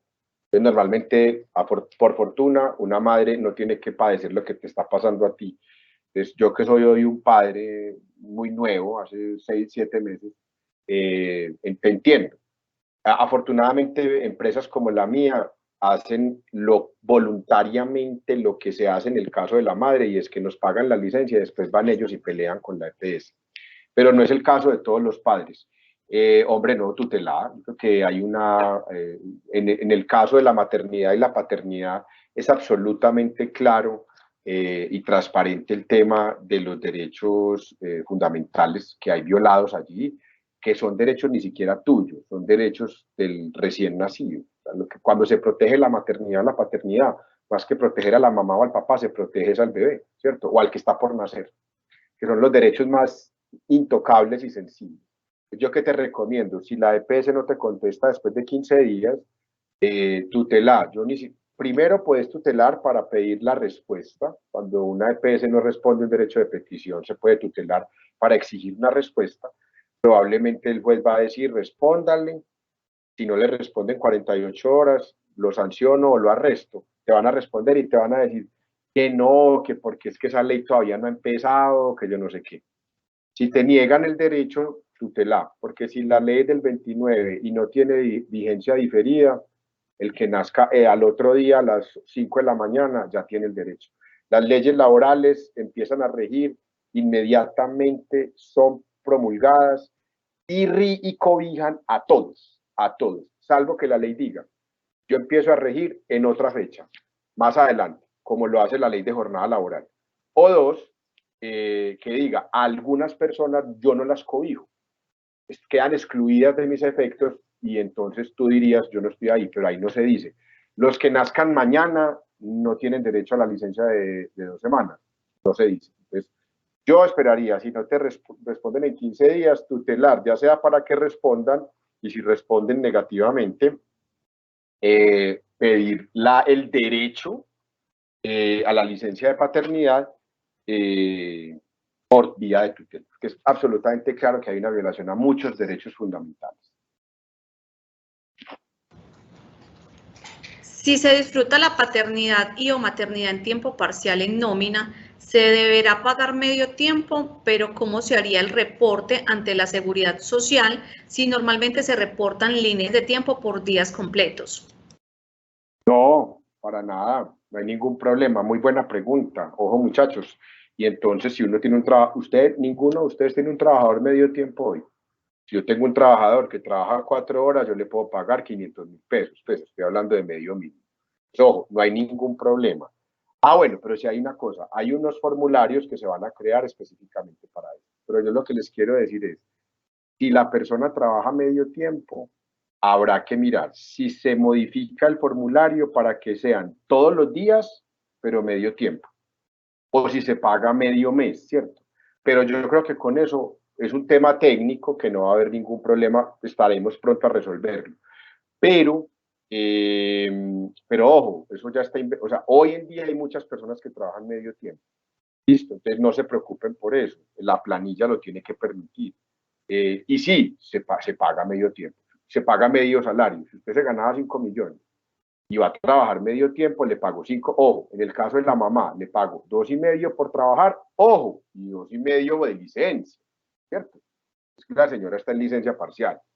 En el caso de los padres, entonces, si es compartida, como yo no le tengo que pagar la licencia al papá, yo solo le pago el salario por trabajar, y el salario, la licencia de paternidad se la tiene que recobrar a la EPS. Pero miren una cosa, que cuando yo hablo de licencias, cuando la ley habla de licencia parcial, no está diciendo que la señora se le baja el ingreso. La señora se sigue ganando los mismos 5 millones de pesos. Lo que pasa es que son 2,5 por trabajar y 2,5 por estar en licencia, ¿cierto? O sea que realmente la señora se sigue ganando lo mismo. Y yo le recobro los 2,5 a la EPS. El papá tiene una diferencia, que es lo que les acabé de decir, y es que al papá la empresa no le tiene que pagar la licencia, sino lo que trabajara, y él ir a recobrar la licencia, ese medio tiempo que saca de licencia, ir a pedírselo a la EPS. Eso ya está inventado. Trabajadores a medio tiempo hay toda la vida. Lo que quiero es que no se me enreden y es que la señora sí va a trabajar tiempo completo o va a recibir nómina completa, porque va a recibir un pedacito de salario y un pedacito de licencia.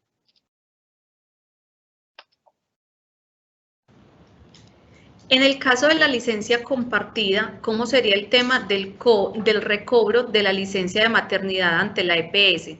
¿Se le paga la totalidad a la madre o cómo se dividiría en este caso? Perfecto, lo acaba de responder Kelly. Se paga, acuérdense, ustedes siguen pagando la totalidad porque ustedes son responsables de pagar. Si yo trabajo de 8, la señora trabaja de 8 a 12, el salario. Y si de 2 a 6 está en licencia, ustedes pagan la licencia. ¿Qué le recobran a la EPS? Solo la parte de la licencia.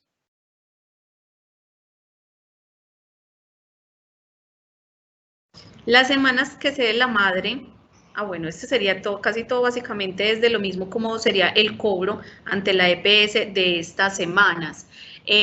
Aquí tenemos una, dice la empresa, puede tener un grupo de laboratorios para que la preseleccionada diga en cuál prefiere hacer el tema de los exámenes médicos para negociarlos. Sí, pero ella te puede decir otro. Muy fácil. Puede decir, ninguno de esos, de los suyos, quiero otro. ¿Lo puede hacer? Sí. Porque la norma no dice, ella tiene restricciones a la escogencia del grupo que el empleador le proponga. Usted le puede decir, yo tengo 5 laboratorios, vos tenés derecho a escoger cualquiera de esos 5, y ella dice, no, yo quiero el laboratorio 6. Otro tendría derecho a hacerse. Y acuérdese que eso lo tiene que pagar el, el, el empleador, el posible empleador, ¿cierto? En el caso de que un empleado tenga a su pareja en estado de embarazo, desempleada, pero no la tiene afiliada a la Seguridad Social, ¿aplica también esta estabilidad laboral? Ojo, muy buena pregunta. En el caso del fuero de paternidad que acabo de crearse por ley, es indiferente.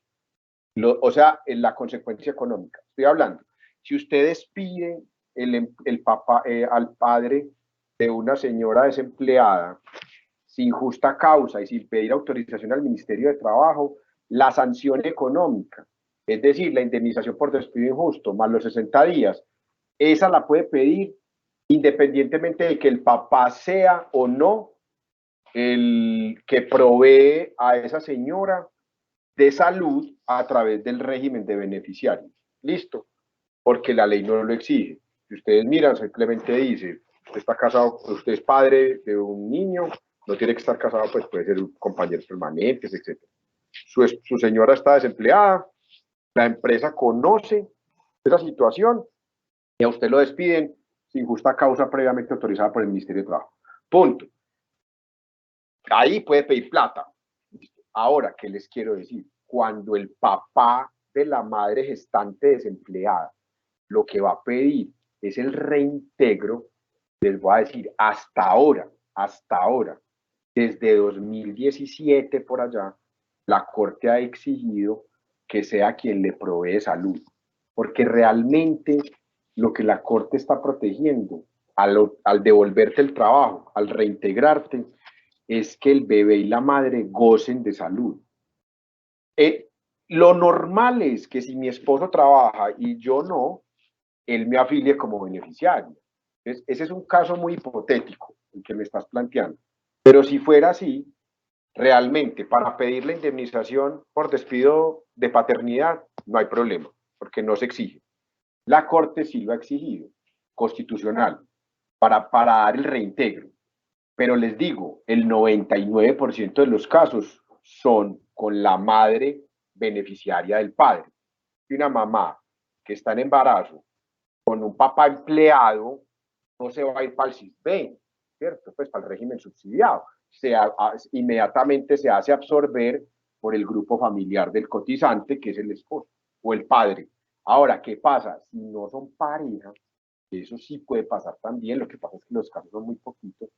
Ese caso que me están planteando sí puede pasar. Es decir, yo un día me fui para una fiesta y embaracé a una persona, pero nosotros no somos pareja, no vivimos juntos, yo no tengo por qué afiliarte como beneficiaria mía, oigan a esta.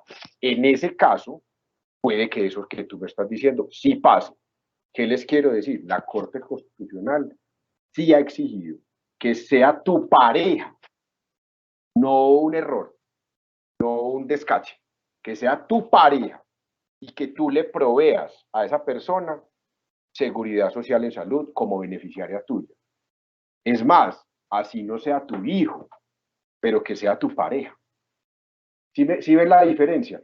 Para el tema legal, que es el tema de la indemnización, la Corte Suprema o la ley no dicen nada. Dicen, despediste al papá del niño sin autorización del Ministerio de Trabajo, no me importa si son parejas, si no son parejas, si fue un descache, si no fue un descache, me lo indemniza con 60 días adicionales a la indemnización que trae la ley. Ojo que eso es muy importante. Yo lo pongo en términos muy coloquiales para que ustedes me entiendan. Pero miren lo que hay ahí. Es que aquí hay un montón de hijos que no son fruto de una pareja. Y eso está bien. Pero en la mayoría de casos, la señora está afiliada como beneficiaria del esposo o de la pareja realmente. Adelante, Kelly. ¿Qué pasa si yo contrato a alguien que estaba empezando embarazo y no pasó el periodo de prueba o el contrato de trabajo se terminó y no se desea renovar? ¿Ahí se puede cancelar el contrato? No, muchachos, el periodo de prueba está, digamos, en la jerarquía jurídica está por debajo de la Constitución. Recuerden que lo que le da a la mujer la protección estando en embarazo, ni siquiera es la ley, es la Constitución. Entonces, si yo tengo una mujer en periodo de prueba y es regular, y en ese momento está en embarazo y la empresa tiene conocimiento que está en embarazo, salvo que la persona cometa una justa causa, que yo le pida permiso al Ministerio de Trabajo, es casi imposible despedir a esa persona. Si la despides, te la van a reintegrar. Y lo mismo, cuando llega el plazo, entonces yo hago un contrato de trabajo a término fijo con una trabajadora por un año. Listo. A los 9 meses, ya hace faltan 3 meses para que se termine el contrato, la persona me dice, estoy en embarazo. Pregunta, llegado los 12 meses, ¿lo puedo terminar? Teóricamente sí, les va a explicar, pero realmente no. Y es, ¿qué análisis debe hacer el empleador? Preguntarse si las causas por las cuales usted contrató a esa persona se mantienen, existen o ya se acabaron. Entonces, si las causas se mantienen o subsisten, usted la debería dejar. Entonces, va a explicar. Si yo contrato a una persona para que sea mi secretaria, y yo necesito una secretaria, y era por un año, y a los 10 meses me dice que den embarazo. Pregunta, si yo a los 12 meses ya la preavisé todo, yo me hiciera la pregunta, ¿la causa por la cual yo contraté a mi secretaria subsiste? Es decir, yo sigo necesitando una secretaria. Si la respuesta es sí, muchachos, ustedes la tienen que dejar. La tienen que dejar, prorrogar por lo menos hasta 6 meses después del parto. ¿Y qué hacen? Contratan otra u otro. Ya tenemos hombres auxiliares administrativos, me parece una nota.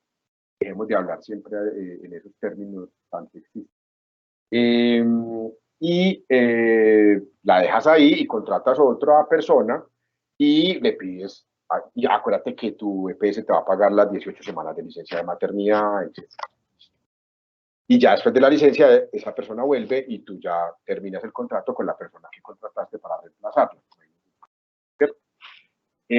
Si las causas no subsisten, la puedes terminar. Yo solamente me he ganado un caso en 17 años. Van a decir que abogado tan malo, pero bueno, o pueden decir, este man sabe lo que no deberíamos hacer, y es una concesión vial, contrata a una ingeniera para la construcción de un tramo de una vía. La vía kilómetro 4 al 8, vía Tocancipá. Y terminado el tramo de 8 kilómetros, se acabó la concesión y la obra. Terminamos el contrato, era un contrato por duración de la obra, obviamente. Y la persona nos tutela. Y en primera instancia, el juez, yo dije, pucha, vamos mal. Nosotros le dijimos, señor juez, la causa por la que yo la contraté fue porque la constructora X se ganó la concesión tal. Ya se acabó la concesión, yo no puedo mantener una persona cuando ya se acabó la obra que estaba construyendo.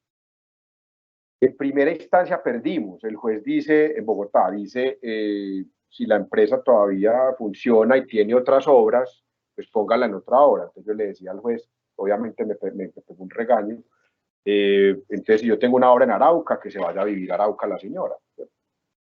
Obviamente cuestionándole la decisión. Finalmente, segunda instancia en tribunal en Bogotá dijo, venga, no.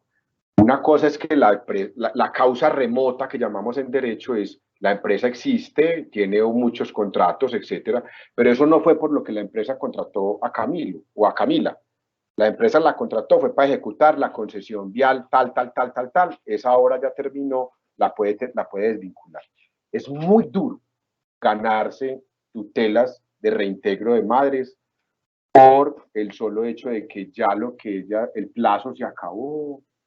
Si lo que ella hacía se tiene que seguir haciendo, usted va a reintegrar. Eso es muy difícil, pues yo les digo, tutelas de salud y tutelas de maternidad, he ganado muy poquitas, pero bueno, ahí seguiremos tratando de ver qué se hace.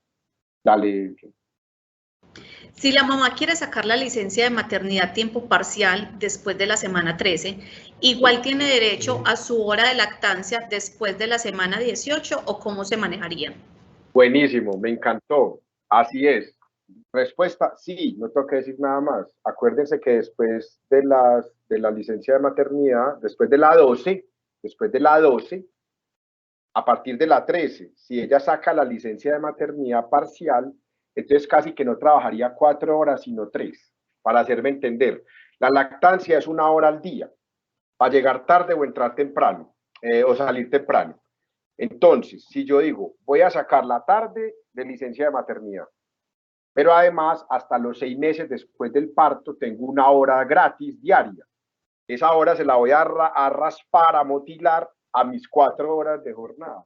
Es casi que la señora que esté en lactancia y que escoja licencia de maternidad parcial después de la 12 va a trabajar realmente 3 horas. Estoy hablando por lo menos la que tenga una jornada de 8 horas diarias. Muy buena pregunta. Para que opere el fuero de paternidad al momento del despido del empleado, ¿cuánto tiempo debe llevar la afiliación a la Seguridad Social como beneficiaria de la pareja? Nada, lo que dice la Corte es que la Corte Constitucional, porque acuérdese que la ley no exige eso para darnos la indemnización de 60 días. Lo que dice la Corte Constitucional es, no puedo dejar a una madre gestante sin salud de su esposo beneficiario porque al esposo lo despidieron. O sea que desde que estés afiliado y cotizando, trabajando, así se hace 15 días, y tu esposa o tu compañera sea beneficiaria tuya en salud y la empresa sepa que está en embarazo, eso sí es muy importante, y que está desempleada, mejor dicho, la esposa suya, si la despiden inmediatamente y está en embarazo, mándele un correo a su jefe. Tienes la protección de la Corte Constitucional. Y también la de la ley, porque la ley no habla ni siquiera de que tiene que estar afiliada como beneficiario. Para reclamar el pago de la indemnización. Yo quiero aclarar una cosa aquí, Kelly, porque yo sé que estos temas de maternidad generan mucha polémica. Yo les doy un consejo siempre, como trabajadores, como empleadores, como ciudadanos. Uno escoge la una o la otra. Uno dice, yo quiero plata, pues me voy a pedir la indemnización más grande, ¿cierto? Más gordita. O quiero el reintegro. Nunca pidan las dos, porque realmente eso está prohibido. O sea, cuando yo pido por tutela que me reintegren como trabajadora despedida gestante, no debería luego pedir la indemnización. Ustedes van a encontrar abogados que les dicen hagámosle, pues como ambiciosos, etcétera. Eso no se puede hacer. No lo digo por ética, lo digo legalmente. Si uno tutela por algo, tiene que jurar que no va a demandar por la indemnización. Entonces, por favor, uno tiene que buscar qué quiere la persona. Si la persona quiere ser reintegrada, quiere que le devuelvan su trabajo, pues va a la vía del reintegro. Si la persona no quiere ser reintegrada, incluso lo que les contaba ahora, ya tengo otro empleo, pues pida la indemnización más gordita, más robusta. Listo, pero no le jueguen a las dos. Se los digo no a las empresas, porque las empresas no son las que deciden eso. Se lo digo a ustedes ya como ciudadanos, porque ustedes van a encontrar gente que desafortunadamente es inescrupulosa y dice, no, pidamos todo, que te devuelvan tu empleo y que te indemnicen y que yo no sé qué, no, eso no se puede. ¿Listo? Pasando ya al tema del trabajo remoto, ¿Ese horario flexible sería para trabajadores de manejo y confianza? No, ojo con una cosa. Los empleados, a ver, el trabajo remoto es que la gente trabaja desde la casa, desde cualquier parte, perdón, ubicuo, pero las normas sobre jornada laboral se siguen cumpliendo. Es decir, porque una persona esté en trabajo remoto, yo no le puedo decir que trabaja 20 horas diarias ni 40 horas diarias, pues estoy haciendo una hipérbole. Es decir, las normas sobre jornada se siguen cumpliendo. Yo soy un trabajador remoto y trabajo 9 horas o trabajo 10 horas, me tienen que pagar horas extras. Listo. Ahora, ¿cuál era la otra pregunta, Kelly? Los de dirección, confianza y manejo. Ojo con esto. Los empleados de dirección, confianza y manejo casi que no tienen nada que ver con la jornada flexible, con la jornada de 42, con la jornada de trabajo remoto. Usted puede ser un empleado de dirección, confianza y manejo, es un trabajador de dirección, es el que el que dice cómo se hacen las cosas, es el que tiene facultades directivas, conceptivas de cómo se hace. Y por oposición al trabajador que es operativo, que es el que hace, ¿cierto? Un empleado de confianza es un empleado que ha sido confiado por la organización para representar a la organización. Entonces, por ejemplo, cuando Complementos Humanos contrata a alguien, no viene Complementos Humanos y firma. Complementos Humanos contrata probablemente a través de Edwin o a través de su jefe de recursos humanos, etc. Es decir, esa es una persona que tiene unas facultades de representar a la empresa. Ojo con él, es decir, el empleado de confianza no es el que cuida a mis hijos, ni es el que lleva la plata de la empresa, porque es que yo confío mucho en él. No, no, no. Es el que tiene facultades de representar jurídicamente a la empresa, que no es exclusivamente el representante legal, ¿cierto? Porque el representante legal es para unas cosas, pero un jefe de recursos humanos puede contratar. Si la empresa le da facultades para contratar, puede contratar. Y un empleado de manejo es el que tiene una o más personas bajo su mando. Entonces, cuando uno tiene una, dos o tres de esas condiciones, si uno es de dirección o es de confianza o es de manejo, o dos o tres de ellas, uno no tiene horas extra. Eso es lo único que no tiene. Es decir, la persona no tiene límite en su jornada ordinaria de trabajo. ¿Qué quiere decir eso? Que si yo era decano de la Escuela de Derecho de AFI hasta el 1 de junio, si yo trabajaba 9, 10, 11 horas diarias, yo no tenía pago horas extra. ¿Por qué? Porque soy un empleado de dirección, sobre todo, porque digo qué se hace, y de manejo, porque tenía 100 personas a cargo. Entonces, básicamente esa es la explicación. Entonces, no se confundan. Que la jornada de pase de 48 a 42, que la jornada flexible se pueda hacer de noche, no tiene nada, no tiene ningún impacto realmente importante. El empleado de dirección, confianza y manejo, a veces le va a tocar quedarse 9, 10, 11 horas. No factura horas extra. Puede facturar dominicales, puede facturar nocturnos, pero no puede facturar horas extra. Pero eso no tiene, digamos, directa relación, pues digamos que eso no cambia nada con lo que ha establecido la reducción de la jornada. Es decir, si yo hoy trabajo 49 o 50 horas, no me pagan, no me pagan como decana, como ex decano, pues no me pagan horas extras. Y cuando la jornada sea de 42, si yo fuera el decano y trabajo 43, 44, 45, tampoco me pagan horas extras, porque soy de confianza, de manejo o de dirección. ¿Listo? Yo creo que con eso queda claro. Correcto. Para finalizar ya la tanda de preguntas, hay una muy recurrente con el tema inicial del subsidio de empleo joven, y es si dentro de esta cuota entran el tema de aprendices. No, miren que no aparece. ¿Por qué? Muy buenísima pregunta. Porque los aprendices no son trabajadores en sentido estricto. Si ustedes miran el contrato de aprendizaje después de la ley 789 de 2002, no es un contrato de trabajo. La ley 789 fue muy avispada y dijo, esto es una modalidad de trabajo que no es contrato de trabajo, pero que está regulada por la ley laboral. Pero además, porque si ustedes ven las planillas o las categorías que se aceptan para el tema del subsidio, no aparece la de aprendiz. Entonces, yo creo que teniendo como fundamento lo que dijo la ley 789 en su momento hace 20 años, 19 años, y lo que dice el decreto 688 sobre quiénes son los aportantes y sobre qué tipo de empleados puedo pedir el subsidio, donde no aparece específicamente el tema de aprendices, yo realmente me abstendría con mucha seguridad a que eso no se los van a dar. No lo pediría.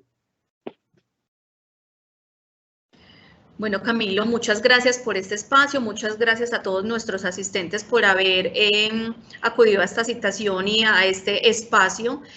Nos alegra haber compartido con ustedes, esperamos haberles dado respuesta a sus preguntas y mil gracias a todos y mil gracias, Camilo. A ustedes, feliz día. Gracias. Igualmente. Chao.